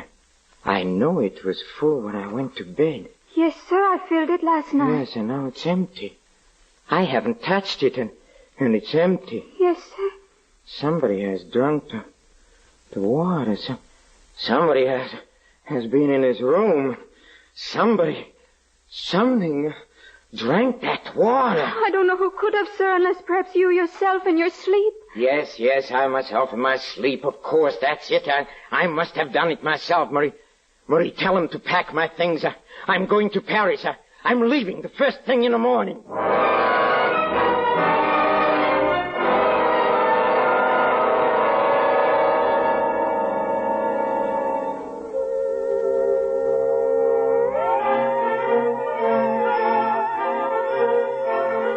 July 12. Paris. Paris, I must have lost my head during the last few weeks. And at home, my mental state bordered on madness, for I had believed, yes, I had believed that an invisible being lived beneath my roof.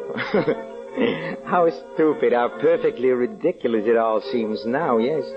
24 hours in Paris have completely restored my equilibrium, and tonight I'm going to dine at the house of my cousin, Madame Sablé, and, Dr. Parent is going to be there. He's the famous specialist for nervous disorders, and I shall ask him, and I'm sure he can finally put my mind at rest about this silly hallucination.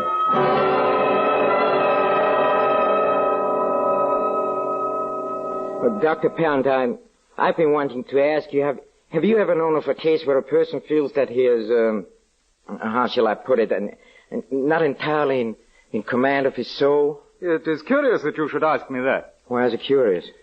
Because now, only now in 1889, after all these years, we are on the verge of discovering one of the most important secrets of nature. What is that?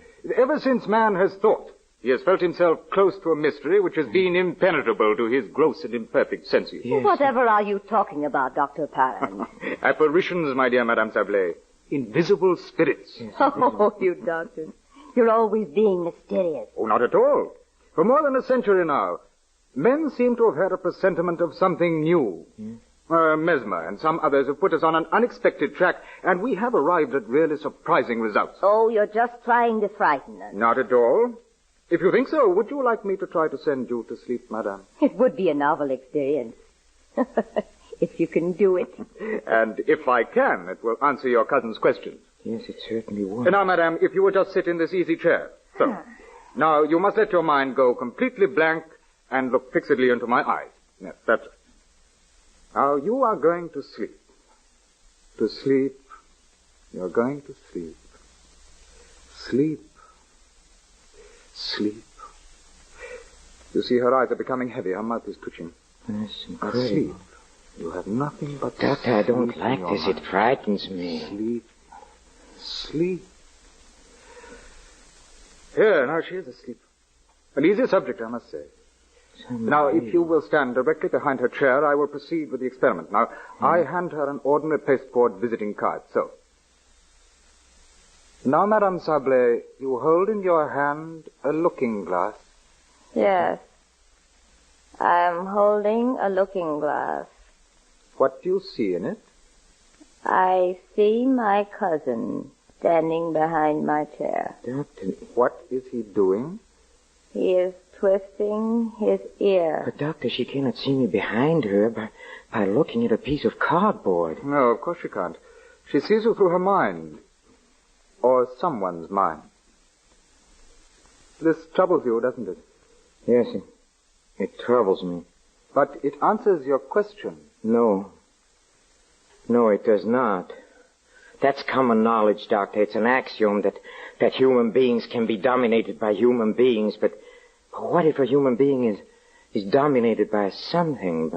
By something else, I mean. Something not human. What then, Doctor?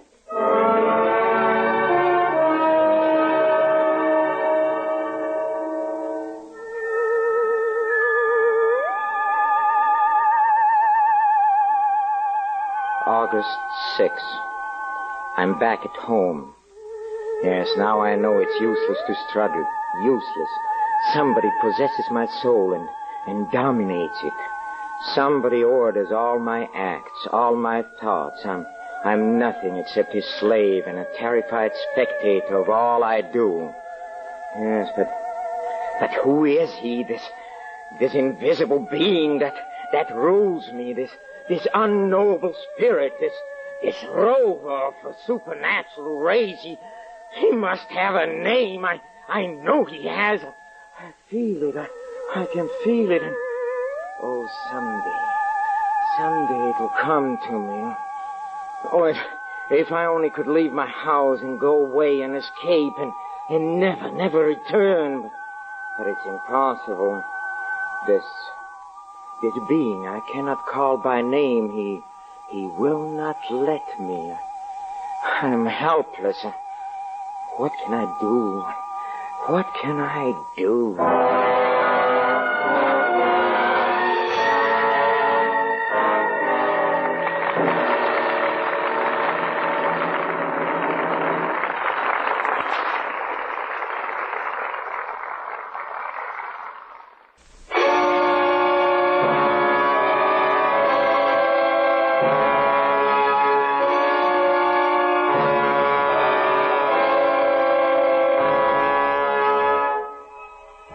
Now back to de Maupassant's terrifying story of a man obsessed by the idea that he is dominated by an invisible being.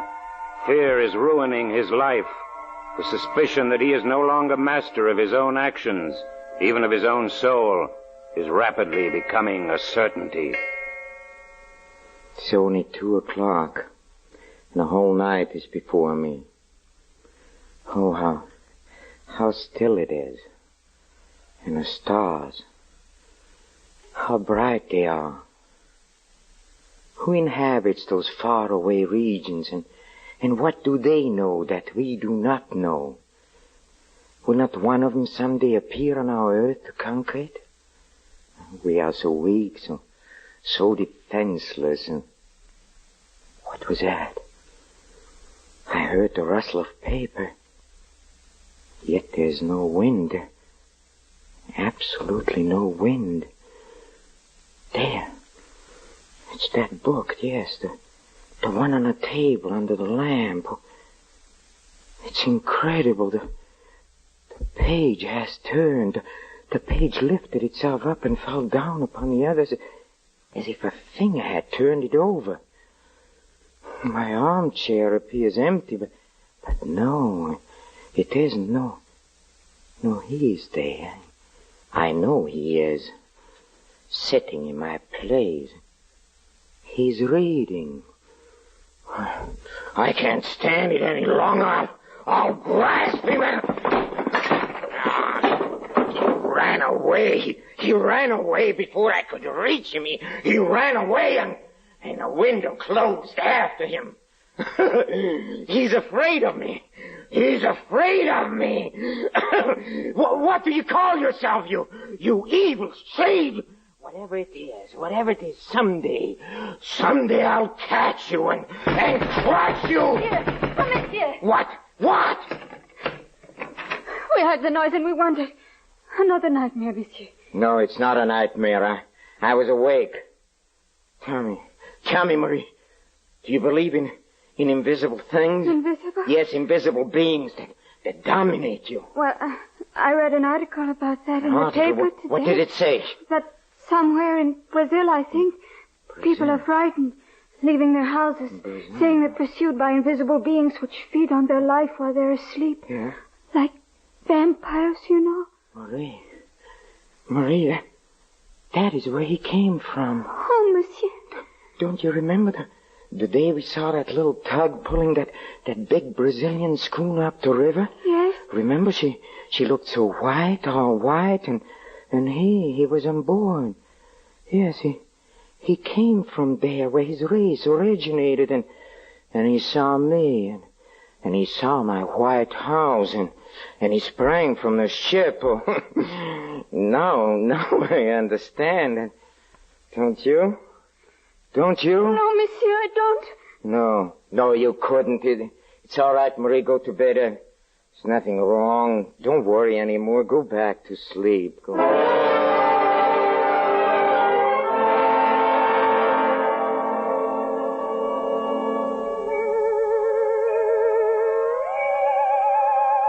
Yes, now I know. How can I help but knowing? It's obvious. Yes, the rule of man is over, and he has come. He has arrived. But what is his name? What do you call yourself? What's that? I know he's shouting it out. Yes, I listened. Huh? Orla. That's it, yes. The Orla. Yes, the Orla. He haunts me. He is within me. He's becoming my soul. I shall kill him.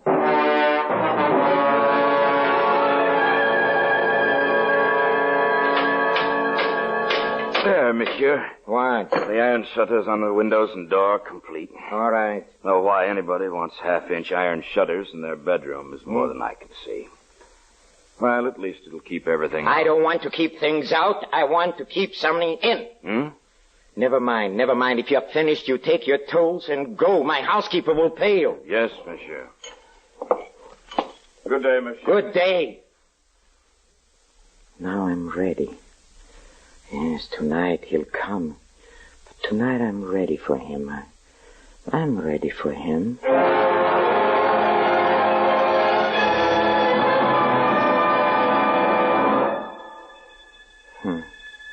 He's here, yes. I feel it. At last he's here, but I don't want to alarm him. I'll casually close the iron shutter so casually as if I'm preparing for bed. And now I'll start to close the iron doors as if I'm shutting myself in for the night. But instead of shutting myself in, I'll shut myself out. Yes, it's Donnie. He's inside. He cannot escape. Downstairs, yes, as fast as I can run. Oh, good, the lamp is still burning. Oh, yes, fire, that'll dispose of him. Fire. Oh, see, the house is dry as tinder. Won't take long. See, the flames are reaching the ceiling already. Oh. I'd better get out before I burn myself up, too. Here, I can watch from here. How slow the house is burning. Don't you suppose? No, there, yes. A tongue of flame licking out on the top of the window. And another, and another. See it burn. My house, my beautiful house. Oh, but it's more beautiful. And it's now in flames because he's inside. And he'll burn too, yes. And I'll be free. Free of the Horla forever. Fire! The house is on fire! Yes. Get some water, somebody! Yes, it's burning. Let it burn. Oh, now the whole place is in flames. Nothing can stop it. That's Marie, the servants in the garret. They'll be killed. Here, stand back, all of you. The roof's going to cave in. Look. Oh, the poor devils, we got to get some help. Yes. Get them out of there. It's lighting up the whole countryside. A monstrous, beautiful funeral pyre. And he's burning too. My prisoner, that new being, that new master, the Horla. The roof has fallen in. The roof has fallen in.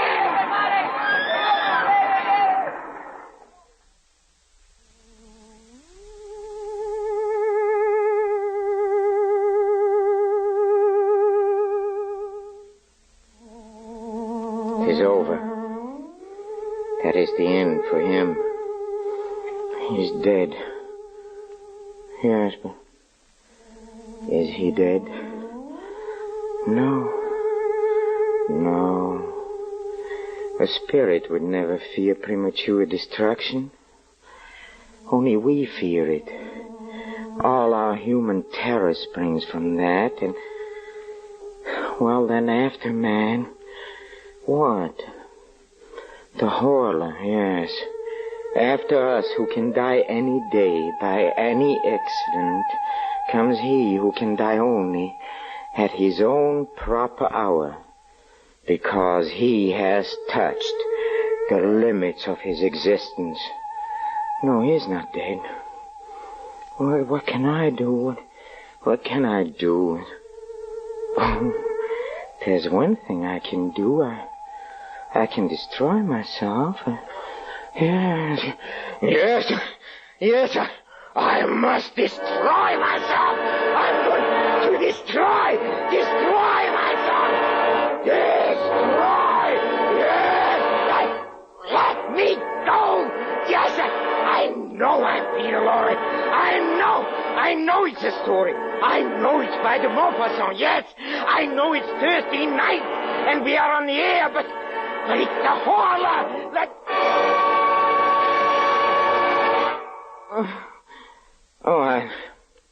I beg your pardon.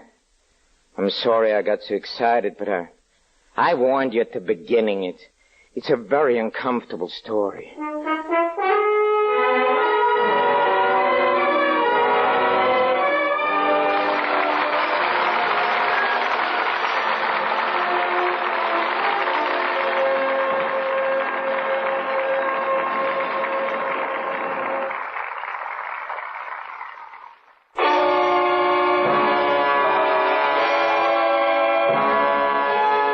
Next week, Mystery in the Air, starring Mr. Peter Lorre, brings you Beyond Good and Evil by Ben Hecht, with a special musical score composed and conducted by Paul Barron.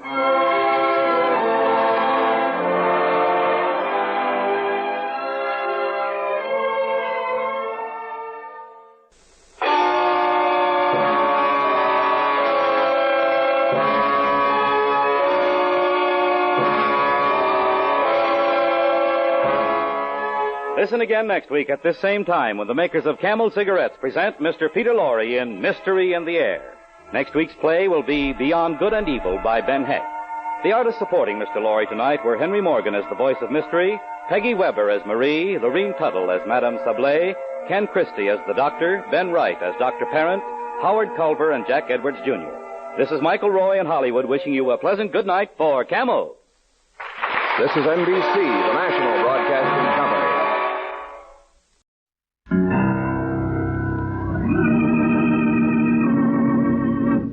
The Diary of Fate.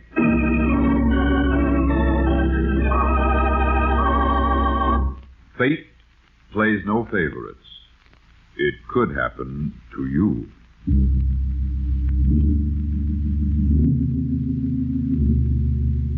Book 93, page 861. In the Diary of Fate.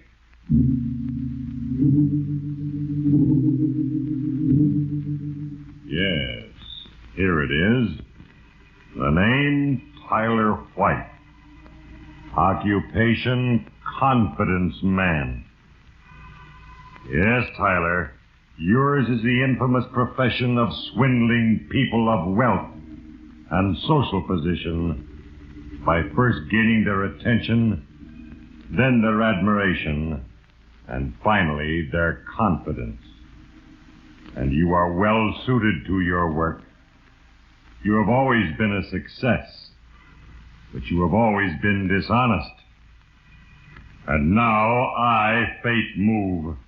And because of two little things, a stray dog and a forgotten cigarette lighter, you, Tyler White, will soon be executed for a murder you did not commit. But only you and I know that. Take heed, you who listen, lest you think fate is unjust, unmindful of mortal rights. In a moment, I will make a further entry under the name Tyler White. And when I have written, I will read from his record in The Diary of Fate.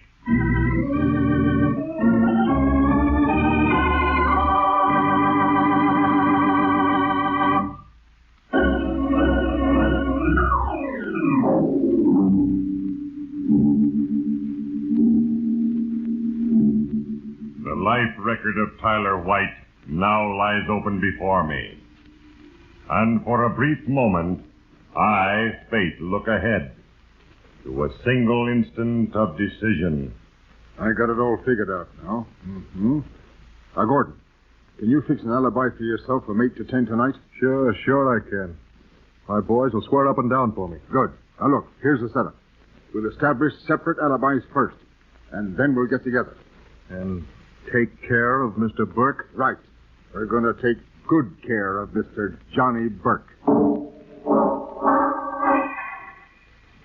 Yes.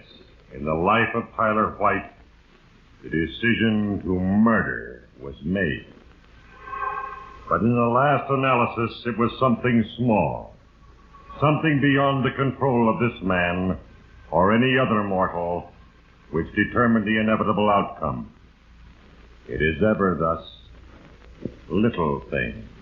Yes. Yet these are the tools which I, fate, use. I have no choice, for it is all part of a plan, and once set in motion, nothing, not even I, fate, can alter the course already ordained. Remember, Tyler White, you and your latest victim, the extremely wealthy Mrs. Estelle Courtney, were driving to lunch. You were about to close a deal. And so you see, Mrs. Courtney, one man's dream is more than just a good play. Why, it's got everything. It's tender, it's real, dynamic. Believe me, you're going to own a Broadway hit. Well, I hope you're right, Tyler. $100,000 is a lot of money, especially for something by an unknown author. Why, none of my friends have ever heard of this Keith, what's his name? Keith Kennedy. Of course they've never heard of him. This is his first play, and that's the beauty of it. His work is fresh, his outlook is clean. In short, Mrs. Courtney, it's youth talking. Why, Tyler, those were my exact words to young Jim Olson when I hired him this morning. He's from Kansas City, you know, and he's Yes. never had any experience with the theater in a big way, like the New York stage, I mean. But I assured him that a director's job was the same any place, and that he had youth You and a hired new... this Olson to direct our play? Yes, I did. In fact, he left Kansas City this morning. Oh, look, Tyler, Central Park. Isn't it lovely today? But, Mrs. Courtney, my partner has already picked a director. You Oh, can't goodness, hire we're a almost choir. at the plaza now. And look at me. Oh, lip rouge worn off, nose shiny. Oh, please drive slowly while I freshen up a bit. Oh, where is that lip? Well, if your mind's made up, I don't suppose there's anything I can do. Tyler, do you like this shade? It's called Carnation Red. A really different lipstick. Oh, Tyler, that dog. Look out! Stupid mutt. Oh, Tyler, Listen, my by inches. lipstick. It's smeared all over my dress. Yes, Tyler. At just the right moment, I, fate, intervened. A stray dog darted from the curb, and as you stepped on the brakes, Mrs. Courtney smeared lipstick on her dress. A half hour later, as you left a cleaning shop where the stain had been removed, you were surprised to hear someone call your name as you stepped to the sidewalk. Say, Tyler White. Huh? Oh, hello, Burke. Well, I haven't seen you in a long time. How are things going? Can't complain.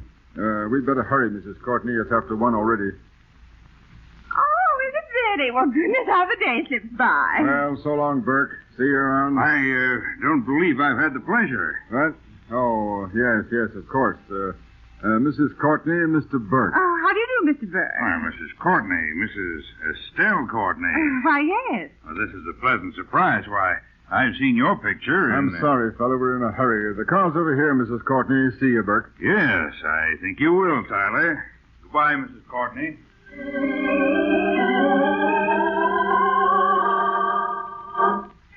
Yes, Tyler. A little thing caused you to stop at a cleaning shop. And as a result, you met Johnny Burke, a man you thoroughly disliked. But you forgot about him an hour later, when Mrs. Courtney finally agreed to sign a contract the next day, awarding you $100,000 for the production of One Man's Dream, a play you could stage for $20,000. When you returned to your office in Gordon Kane late that afternoon, you were elated as you lied to your partner. Well, Gordon, we're all set. We've hooked our angel. The contract signed yet? No, tomorrow. But the $50,000 is as good as ours. 50,000? Well, I thought you'd be good for twice that. Listen, Mrs. Courtney isn't the easy mark I figured. As a matter of fact, we're going to lose a few bucks in that deal you arranged with Dwight Reese. You mean she's hired another director? Yeah, some dear boy she met in Kansas City. I'll get it. White and Kane Productions. Tyler White speaking. Hello, Mr. White. This is Johnny Burke. What do you want, Burke? No reason to be so cold, Tyler. After all, we're old friends. Listen, Burke. I think you're a cheap crook and our friendship ends there. Now, what do you want? Exactly $20,000. What? Are you crazy? Yeah, like a fox. Now get this, White. I'm in hot water with a couple of the big boys. They signed a marker for $20,000 and it's due and payable tonight. You won't get any sympathy out of me, Burke. I'm not looking for sympathy, Tyler. I'm after cash. You're the softest touch I know. What do you mean by that crack? Just this. If you don't have the money out here at my place in Cedarville by 9 o'clock tonight, I may have to call Mrs. Courtney, Mrs. Estelle Courtney, and tell her a few things I know about you and the late Mrs. Goodall. You'll do I what? tell you once, Tyler, I'm in a tight spot. I know how you fleeced Mrs. Goodall. And Mr. White, I've got the letter she wrote to you that prove it. Now, can I expect you at 9? Yeah, I'll be there.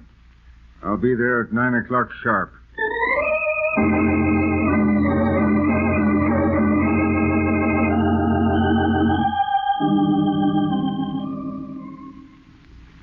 $7 o'clock. Tyler, we've been sitting here for 3 hours. I tell you, we've got to... Shut up, Gordon. I've got it all figured out now. Can you fix that pat alibi for yourself from 8 to 10 tonight? Sure I can. My boys will swear up and down for me. Good. Now, look, here's the setup. We'll establish separate alibis first, and then we'll get together. And take care of Mr. Burke? Right. We'll take good care of Mr. Johnny Burke. And no one will suspect us, Gordon, and even if they do, Me? I was with my boys playing cards all day. Sure. And I was up at a movie. I can prove it. And furthermore, let me tell you... Hello? I'd like to talk to Mr. White, please. It's for you, Tyler. This is Mr. White. My name is Jim Olson, Mr. White. Mrs. Courtney engaged me to direct a play she's backing. Oh, I see. I just got into town. I'd like to get together with you and Mr. Kane. Why, sure, but it's after 7 already, Mr. Olson. And, Well, then, how about dinner? Dinner? No, I'm afraid that's impossible. I'm going to be busy tonight. Very busy. No, Tyler. You had no time for dinner with Jim Olson that night. You and your partner had no time for anything except the murder of Johnny Burke. Shortly before 8 o'clock, you left Gordon in the office, where he was calling the right people to establish his alibi. And you went to the Fairfield, a moving picture theater you had visited the night before. You were careful to be conspicuous. You talked to the girl in the box office. In other words, if I go in now, I'll just catch the start of the feature. Is that it, honey? That's right. The name isn't Honey, if you don't mind. It should be. Look, mister, the whole show is on the inside. The feature starts at 8:06 and breaks at 10:30. Now, how many, please? 1. I'm sorry about that honey business. Didn't mean to be fresh. Honest. Well, forget it. But the name's June. White, my name's June. Tyler White. I'm glad to know you.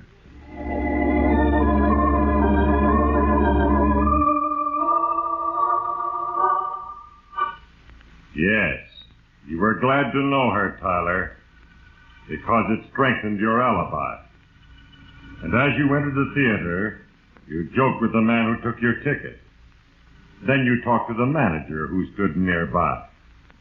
And finally, an usher seated you. A moment later, unnoticed, you quietly moved to a side exit and left. And even as you stepped into the darkened alley and walked quickly toward the rendezvous that you and your partner had arranged, Gordon Kane left the office. Everything was timed perfectly, Tyler. But then fate moved again. And unknown to you, another little thing happened. As Gordon Kane reached the end of the corridor, he took out a cigarette, then discovered that he had forgotten his lighter. Quickly, he walked back to the office.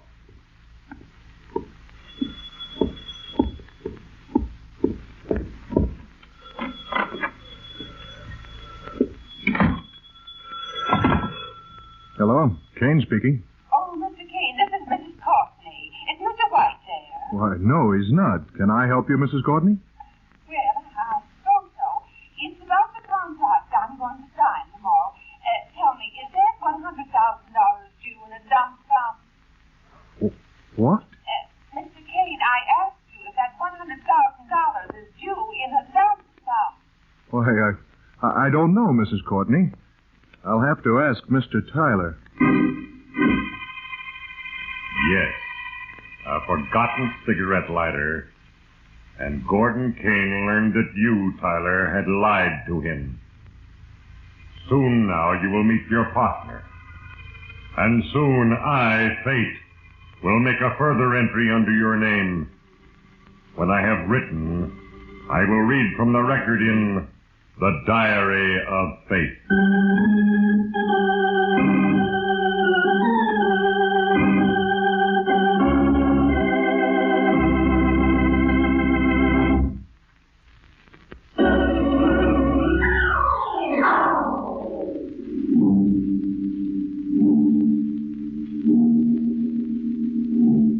Because of a little thing, a stray dog that darted from the curb, you, Tyler White, became the victim of a blackmailer, a man as evil as yourself. And because of another little thing, a forgotten cigarette lighter, your partner, Gordon Kane, learned that you were even dishonest with him. But he said nothing when you met and drove to Cedarville, where Johnny Burke lived. The house was dimly lighted and on a deserted street. And you, Tyler, were uncomfortable as you rang the doorbell and waited. But there was no answer. You were surprised when you tried the door and found it unlocked.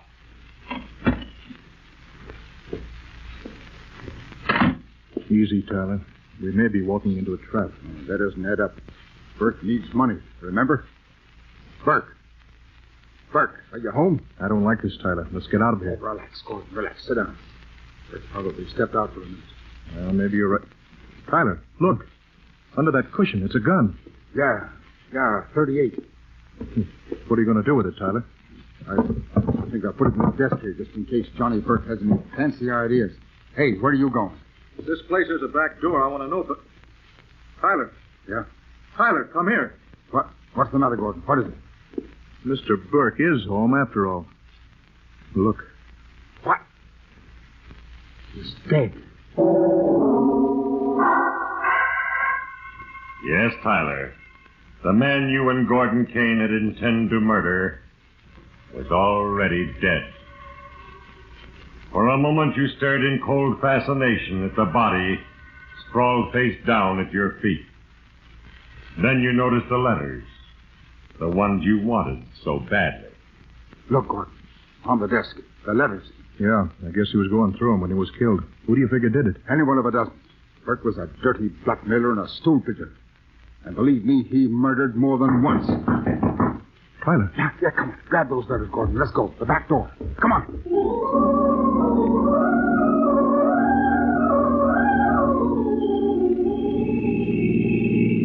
But can't you go any faster, Tyler? My foot's on the floor now. Now quit worrying. In another half hour, we'll be back in town. And you'll be playing cards, and I'll be at... Tyler! That man, look out!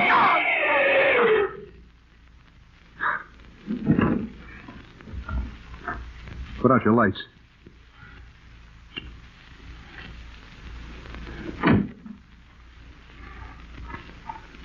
He's over here in this ditch.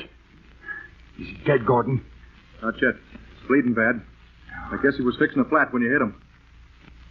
What'll we do? Let's get out of here. We'll leave him? But Tyler, we Use your can't. head, Gordon. If we report this and get an ambulance, we're spotted in Cedarville. Come on, let's go.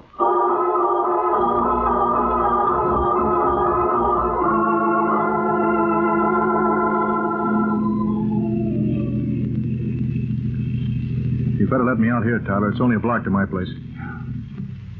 Yeah, you're right. Can't be too careful now. Well, so far, so good.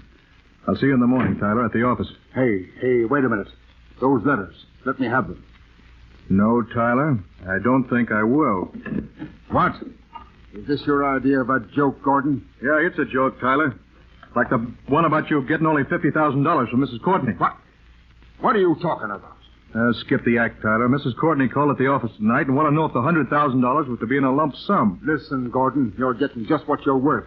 Now give me those letters. Give them to me. Get your hands off me.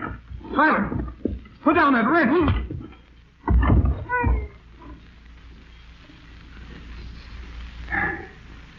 Now I'll have those letters, Gordon.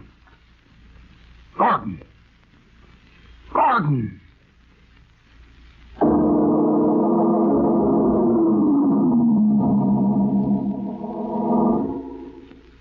Now, Tyler, you had murdered. At first the thought horrified you, and your mind reeled in utter confusion. But in a moment you gained control of yourself and realized that now both Burke and Gordon were out of the way. And you had your precious letters. Quickly you stripped Gordon of his wallet, his watch, a ring. Then, unnoticed, you drove hurriedly to the Fairfield Theater. At 10:30, you stepped from the shadows of a nearby shop and approached the girl in the box office, confident that your alibi was still unshatterable. That's right, sir. The last picture goes on in 10 minutes. You're welcome. How many, please? 24, honey. All on the aisle. So that... Oh, it's you again. Hello. The name's still Tyler White, June. Oh, I haven't forgotten.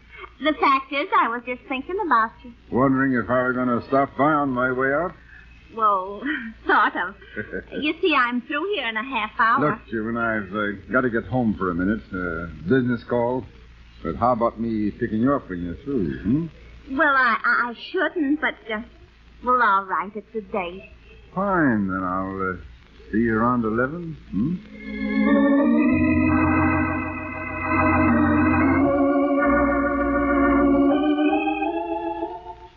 Your alibi was perfect, Tyler.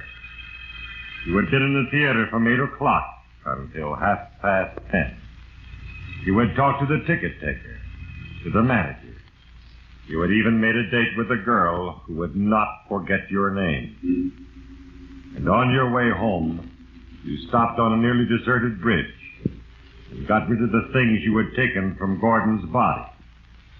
Now, as you approached your house, you were relieved until a voice from the darkness called your name. Hey, Mr. White. Huh? Oh, who's there? Who is it? Name's Barton. Lieutenant Barton, homicide. Homicide? What? Well, what's the trouble, Lieutenant? The usual thing. Somebody's dead. Mind if I come in? No, of course not. Good. Chilly tonight. But, what do you want with me? Who's dead? Your partner, Gordon Kane. Gordon? Gordon Kane is dead? I can't believe it. Yeah, must be a shock to you, all right. Tell me, where you been tonight? Me? Why, I've been at a movie, the Fairfield. Been there since 8 o'clock. Yeah, can you prove it? Of course I can. Wait a minute, though. Surely you don't think I killed Gordon Kane? No, Mr. White, I don't. That looks like a run-of-the-mill stick-up slam. Well, then, why this questioning? Because you're under arrest for murder, White. The murder of Johnny Burke. What? Burke? Yeah. Johnny Burke's dead, too? Shot through the head with a .38. They found a gun in the desk drawer in the living room. And if the fingerprints on it are yours, you're through, White. You're a dead duck. But why would I kill Burke? That's easy. Blackmail. You see, we found a letter written to you by a Mrs. Goodall. It was under Burke's body. But I told you I was at the Fairfield Theater from 8 until 10 o'clock tonight. Maybe you was. But Johnny Burke was killed at 7 o'clock. Where was you then, Mr. White? At 7? I was in my office. Yeah, I was with Gordon Kane. We're talking business. But Gordon Kane's dead, remember? It says your alibi. No. Wait. Huh? I can prove I was there. I had a call from Jim Olson, a director who just got into town. Huh? He called me. Yeah, I can prove that, Lieutenant. I'm sure I can.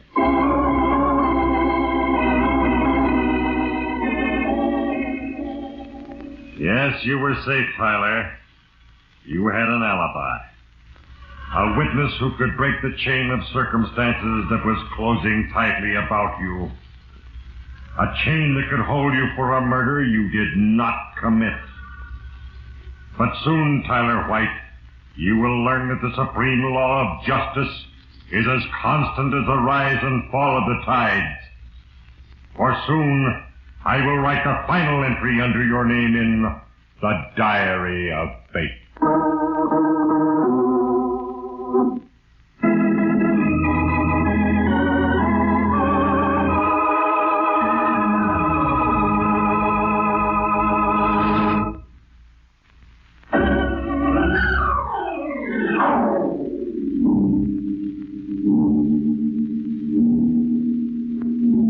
No, Tyler White. You were no longer afraid as you stood before Lieutenant Barton, an officer who had convincing circumstantial evidence that you had murdered Johnny Burke, a crime of which you were innocent. Your confidence gradually returned as you called Mrs. Courtney and heard her say where you could locate Jim Olson, the one man who could keep you from arrest and trial for murder. Tyler. Jim Olson is staying at the Royal Arms Hotel. I think I have a number right here. Yes, it's Drexel 27331. Drexel 27331. Thank you, Mrs. Courtney. Thank you very much. Well, Lieutenant, Jim Olson is at the Royal Arms Hotel. The number is Drexel 27331. Okay, I'll call him.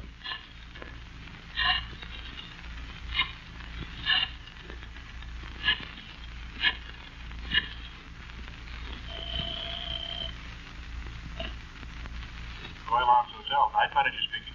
I'd like to speak to Mr. Olson, Mr. Jim Olson. I'm sorry, sir, but Mr. Olson... Hey, look, this is the police. Lieutenant Barton, homicide. Now, is Mr. Olson there? No, Lieutenant, he's not. You see, Mr. Olson was killed tonight. Huh? What? What's that? He was killed. He was struck by a hit-and-run driver. It happened just outside of Cedarville. Yes. The man Tyler hit in the road and left to die was the only man who could prove he was not guilty of the murder of Johnny Burke. And now, as Tyler White sits in prison and awaits his execution for a crime he did not commit, he realizes that justice will be served. And now it is time to close the book. Another entry has been carefully noted on the pages of eternity. In the case of Tyler White, as in the cases of all mortals, I, Fate, am but an instrument of the plan, and the little things at my command are the tools with which I work. Because of a stray dog, Tyler White, a dishonest man, was led to his death after he had killed the one man who could have saved him. Ponder well the moral, you who listen, and remember, there is a page for you in the Diary of Fate.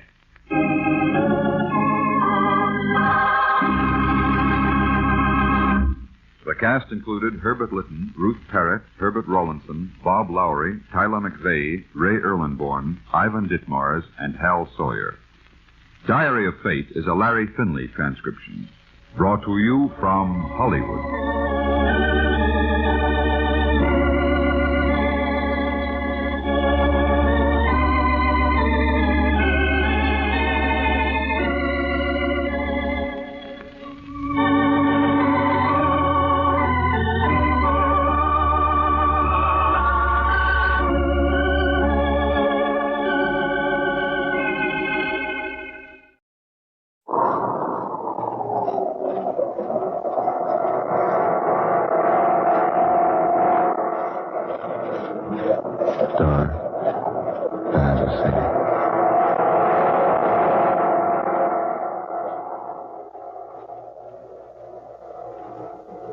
Friday the 13th, and the 13th dark fantasy story by Scott Fisher. W is for werewolf.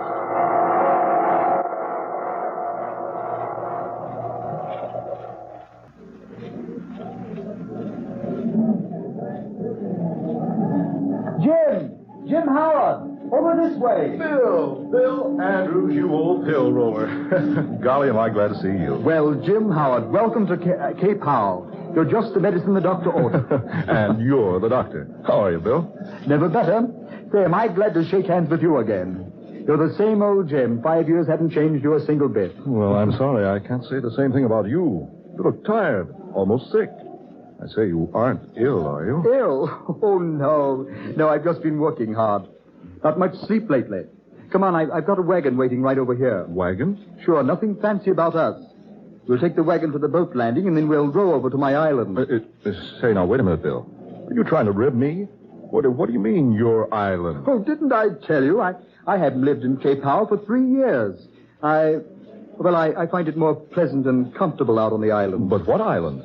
Folks around here have another name for it, but don't mind them if you hear it. I call it échappé. Say that again, Bill. Échappé. Well, what's that, Scandinavian or Esperanto? French. Come on. Here's the wagon over here. Young John's waiting on the boat landing. Oh, I say, how is young John? Jim, I don't know. I'm worried about him. He's having trouble with his studies. Doesn't seem to like books and hates company. Well, I'd say he's more lonesome than anything else. It's more than lonesomeness, Bill. Ever since Bill Jr. died, he hasn't been the same. Angela and I were sorry to hear about Bill Jr. It's pretty sudden, wasn't it?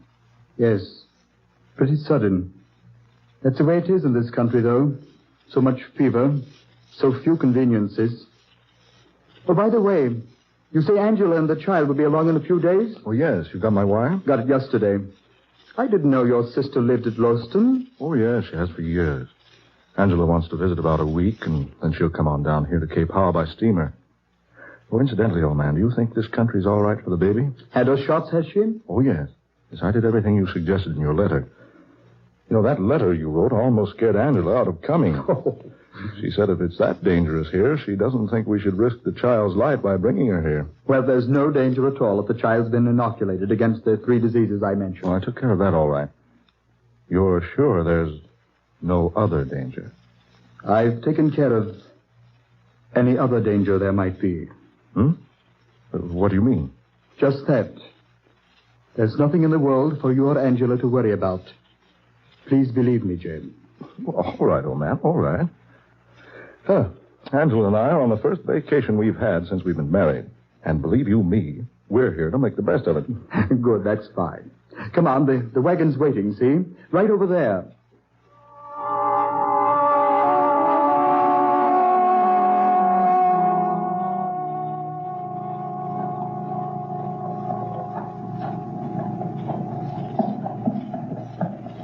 Fine country, eh, what, Jim? Oh, marvelous. We've enjoyed the whole trip so far. Didn't even get seasick on the way across. Not even the baby. And she only a year old. And say, I'm anxious to see that girl. How come you named her Sandra? Well, that's one of Angela's favorite names. Pretty name, I like it. Oh, this is the blamedest means of transportation I've ever had to endure. I thought you would at least have your own limousine. No, Jim. I haven't been doing so well lately. I hope you'll be able to put up with what I have to offer you on the island. Rough and rugged, is it? Quite. I built the cabin myself. It's not much, but it's comfortable. Oh, by the way, did you bring the books I wrote you about? Books? Oh, yes, they're in the trunk. Good. I must say, that's the strangest collection of books I've ever heard of. What kind of experimenting are you doing on that island anyway? It's pretty serious, Jim, I assure you. Well, it must be. I read your books on the way across. You did? Yes, indeed. Dr. Elgin Woodward's book on lycanthropy and Henry Joseph McClure's pamphlet on the disease Lumpus vulgaris, and Guy Ender's story, Werewolf of Paris, and 2 other books on werewolves. I can't for the life of me imagine, Andrews, what you want with books like that out here in this wilderness.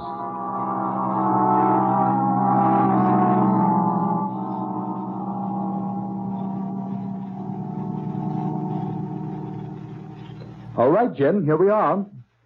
Oh, John, here's Jim Howard. You remember Mr. Howard, don't you, Johnny? Well, sure he does. How are you, John, old boy? All right. Glad to see you, sir. Oh, I say, where was that old smile I used to see? Here, let me shake your hand. No, sir. I don't want to shake hands. Oh, come on now. We're old friends, aren't we? No, Mr. Howard. Oh, I say, now. Jim, just a minute. Let go, Mr. Howard. There. Jim. Oh, there now. Shake just like old friends. Let go. Let go my hands. Let go. Jim, please. I say. The boy's handbill. Come on, Jim. Into the boat with you. Come along, Johnny. Johnny, get into the boat, son. Yes, sir. Come along, Jim. All right, I'm shoving off. All right, Johnny. You want to take the oars for the exercise, or you want me to row? Well, son? I told him not to shake my hand. I told him, didn't I? Johnny. Can I help it? Is it my fault if my hand's all... Johnny! You want to row or not? Yes, sir. I'll row. Okay, son. Hop to it.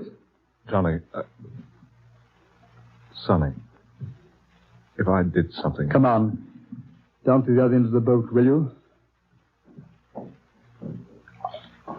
Here. Sit here. I say, Andrews, that boy's hand. Quiet. He's upset enough. But, Bill, the palm of Johnny's hand. Good Lord, man. It's all covered with a thick growth of hair.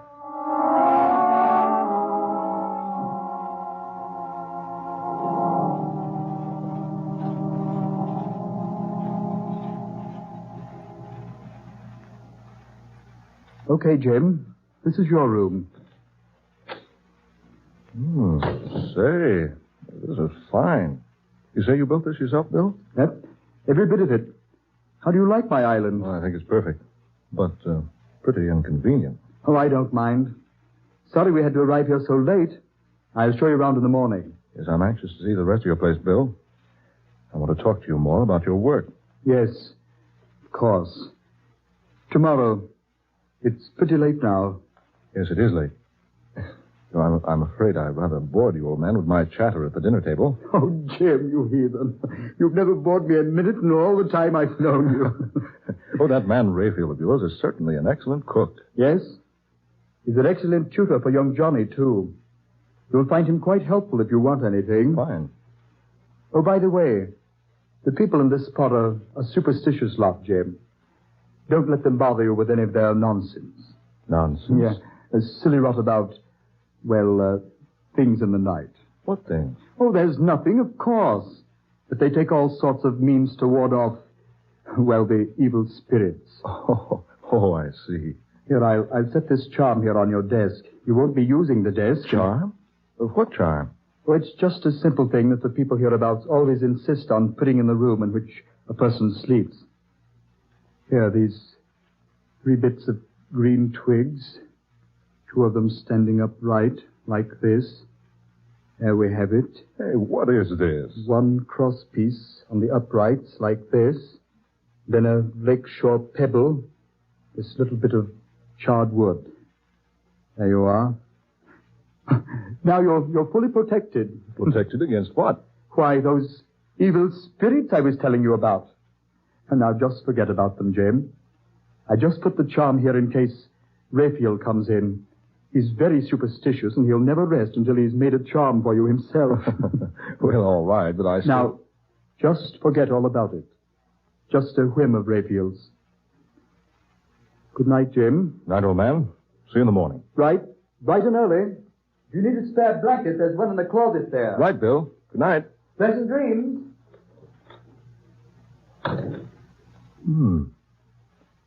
A whim of Rayfield's, huh?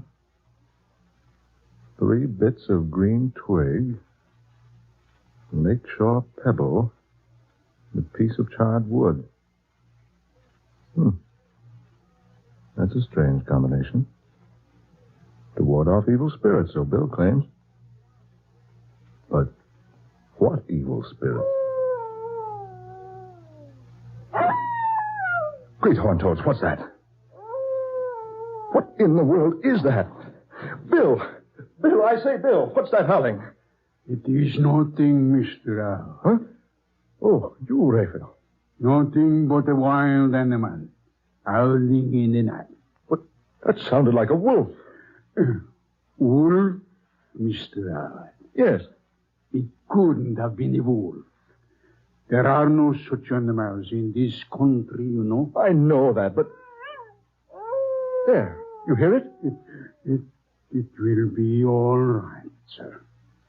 Did Mr. Andrews give you the charm? Charm? Oh, yes, the charm. It will protect you, sir, from anything. Wait a minute, Raphael, don't go. Just what is this thing I'm being protected from? Oh, nothing. Nothing, sir, nothing at all. People around these parts are curious lot, that's all. Superstitious, you know, and all that sort of thing. So we humor them by always keeping charm in the sleeping rooms of our homes. Yes, but I don't see why you should worry about humoring anybody.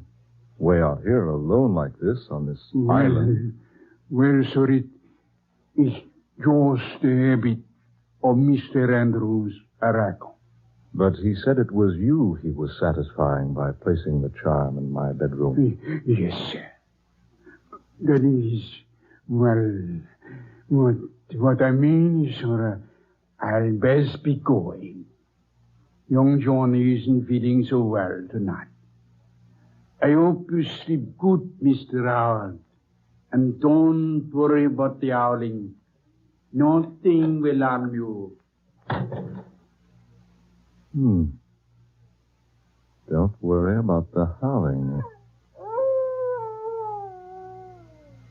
That's strange. That howl's coming from the east wing of this cabin. Right over there. By George, I'm going to skirt this place and have a look. Quiet now. Not a sound. But a light just went on in that room the sound's coming from. That window's heavily barred. And the window glass is frosted and curtained so no one can see inside. The howl is coming from inside that room. Here's the door to the place. Oh, Bill. Bill, are you in there? Bill. Some animal in there, all right. Bill. Andrews, are you in there? Whatever it is, it's trying to get out. Bill. Bill, are you all right? Are you in there, old man? Bill, are you in there? Bill! Yes, Jim? What is it? I just wondered if you were all right. I heard that animal howling, and I thought that... Animal? What animal, Jim? Don't tell me you didn't hear it. You weren't by any chance dreaming already, were you, old boy? But the howling came from inside that room. Say, you have been hearing things. I certainly have. Just before you opened the door, I heard an animal sniffing and whining and scratching at the door. Oh, now, Jim. A joke's a joke. But I'm not joking.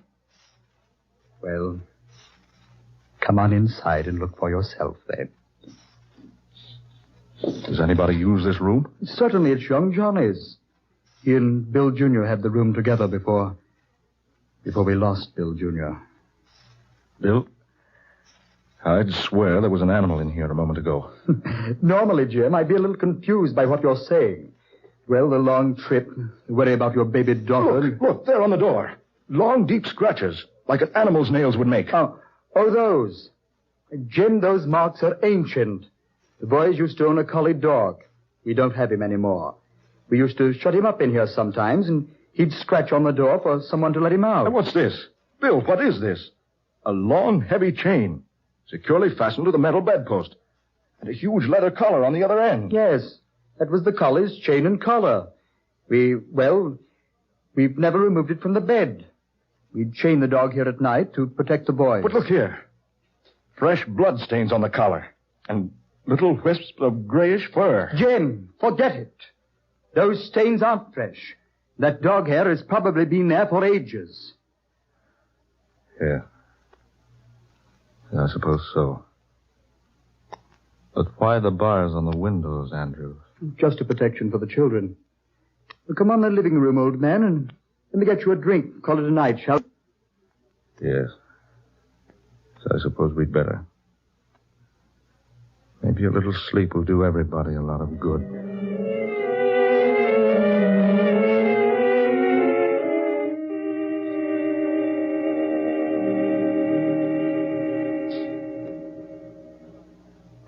Angela, I can't tell you how happy I am to have you and Jim here to visit me. We've looked forward to this for 6 months, Bill.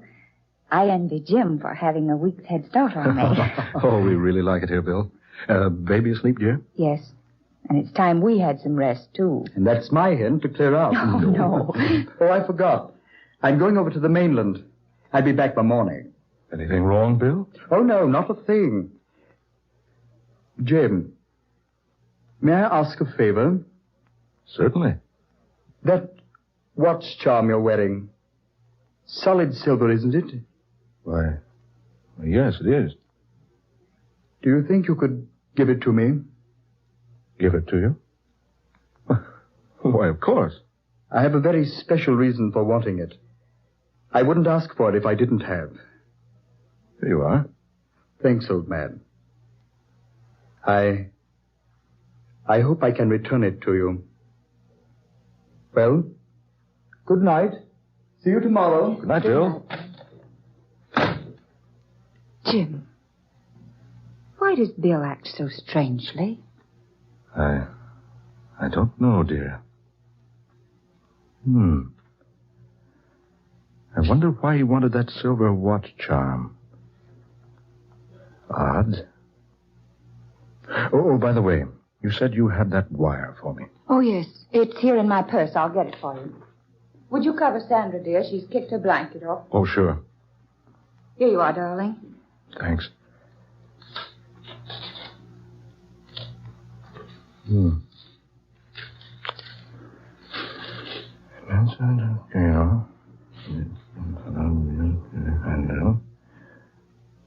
I say, Angela. Yes, dear? Listen. In answer to your cable, I have been able to learn that the grandfather of William J. Andrews was shot in France almost half a century ago by an angered mob. His grave was recently opened, and instead of the remains of a man, investigators found the almost perfectly intact body of a strange beast, somewhat resembling a wolf. Jim, no. Just what I thought. Oh, Jim, what's that? Something's wrong. Come on, hurry. Oh, look. Look down the doorway of that room with the bars at the windows. Some animal running out there near the edge. Jim! I hit that creature 3 times. I couldn't have missed him. And yet the bullets didn't even slow him down. Jim. Down the doorway. It's Raphael. Look at him. Oh, his throat. Only an animal could have done a thing like that. Why, John Johnny. Look, Jim.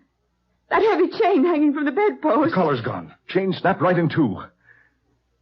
Angela, you and I have a job to do. I hate to ask you to do this, but I think you've got the courage. To do what, dear? Come along with me. You will see.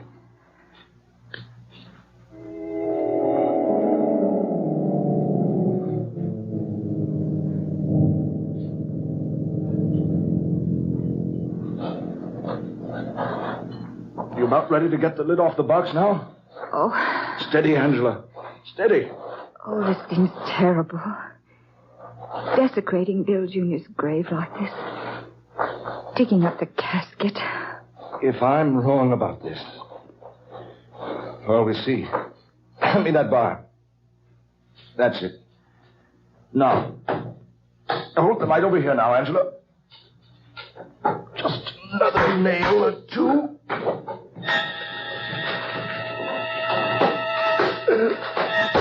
Jim. Just exactly what I thought. That's not a boy's body in that casket. It's what was Bill Jr. But look. Woolly fur all over it. And that head and face. Like a dog's. Like a wolf's. Oh, Jim. Young Bill Jr. died. A werewolf. His great-grandfather before him had the same disease. That's why Bill Jr. died so mysteriously. That's why Andrews had to leave the mainland to move out here. And all the while, he's been studying, trying to effect a cure. The hair on the palms of young Johnny's hands. Not wanting me to shake hands with him. Now I see why Bill was so insistent about the charm of twigs, stone, charcoal. My watch charm. A silver bullet. Jim! That howl again. That's coming from our room, Jim. Come on, hurry. Hurry. Look, there's no light in the room. We left it on, didn't we? Oh, yes, we did. Oh, Jim, hurry. There. The light went on. Look out, dear. Let me in there. Oh, locked. This door's locked. Who's in there? Open this door. Open up. Oh, Jim. Open up this door. Open up, I say.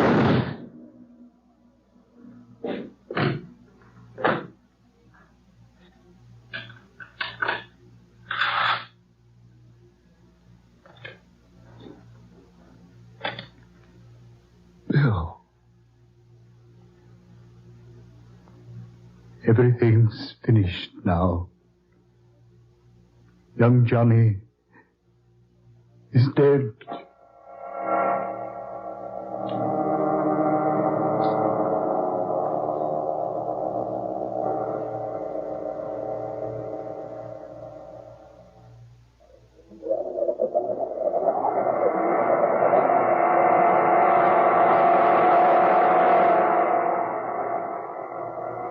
Dark fantasy.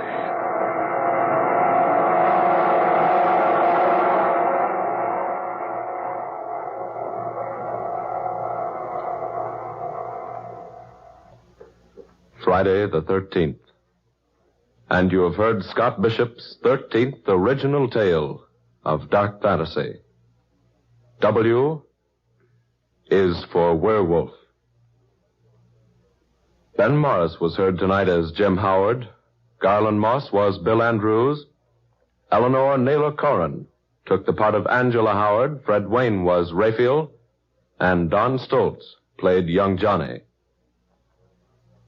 Next Friday night at this same time, listen to the 14th in this series of dark fantasy dramas.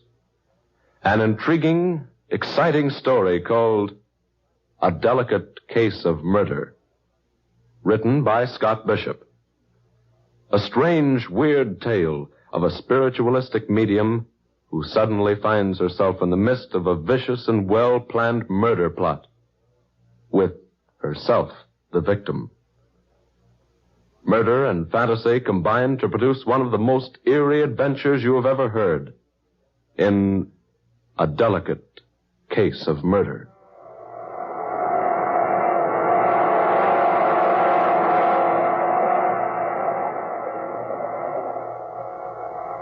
Tom Paxton speaking.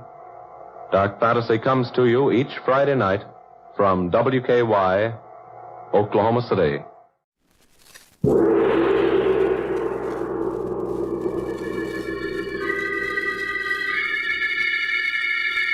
The Sealed Book.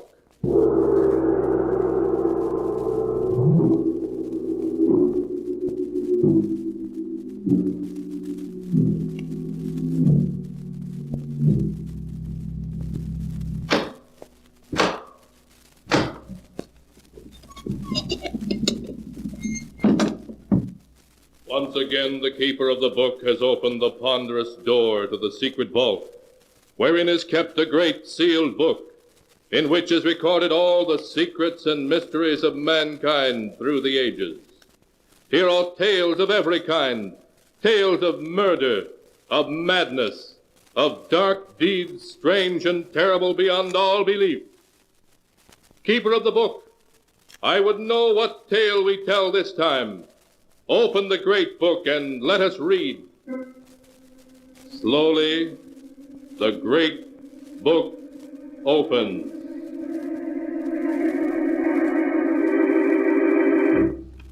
One by one, the keeper of the book turns the pages and stops. Ah, the strange and terrible story of a man who returned to his birthplace and found himself treated as though he were truly a ghost. A tale called Welcome Home.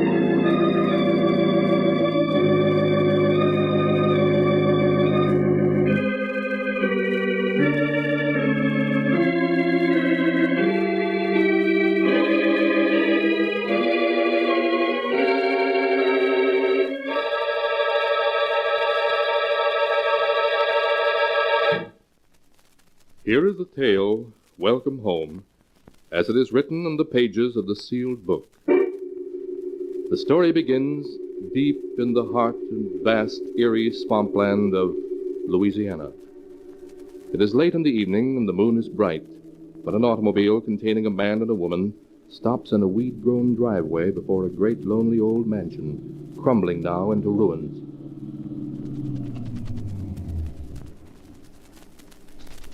Well, Florence, my dear, here we are at our destination. Let me introduce you to Pirate's Rest, my boyhood home. Leonard, no. This isn't your home, this lonely old place here in the heart of the swamps. Why, you must be joking. Of course I'm not joking. This is Pirate's Rest, where my family has lived for 100 years. I'm the last living male Lejean, so Pirate's Rest belongs to me now. Leonard, it frightens me. That little white building over there through the trees down by the water looks like something in a cemetery. As a matter of fact, it is. That white building is the family mausoleum. Oh. Most of my ancestors are buried there, including my notorious great-grandfather, Paul. He was a pirate, you see. Hence the name Pirate's Rest. You never told me this before, Leonard. Well, the truth is, my dear, I left home under a cloud and was forbidden by my father ever to return again alive. Oh, you'd have enjoyed dear father. He had the odd notion that someday he would be buried alive. You mean he was crazy? Not at all. You see, his father, my grandfather, was buried alive. Oh, Leonard, you're just making this up. Oh, it's quite true. Grandfather died, or at least everybody thought so, of acute alcoholism. So the family buried him down there in our private burial vault. Next day, my father became worried and opened the coffin. He found that Grandfather had changed his position in it. Oh, no. Consequently, my father had an extension telephone installed in the burial vault, just in case the same thing happened again. A telephone in the burial vault? Yes, so he could call for help if necessary. You see, he wasn't crazy at all, just logical. Leonard, you've got to take me away from here at once. But that's impossible, my dear. Besides, you won't have to meet any of the family, except Aunt Emily. Is she all right? Oh, yes. Except she thinks she can talk to ghosts. All the others are dead, so come on now. It's time we made our presence known. Well, all right, Leonard, but I'm not staying 1 minute longer than necessary. Oh. You understand? Of course not. As soon as I've sold the place and raised a little money, we'll be leaving. Well, here we are. I should warn you in advance. Dear Aunt Emily hates me. Hates you? Why? Oh, it's a long story. Oh, Who there? What you want? Why, it's old Martha. Open the door wider, Martha. That's it. And we'll come in. Why, it's Mr. Leonard. Miss Emily, Mr. Leonard, he's come back. Leonard? Oh, it can't be.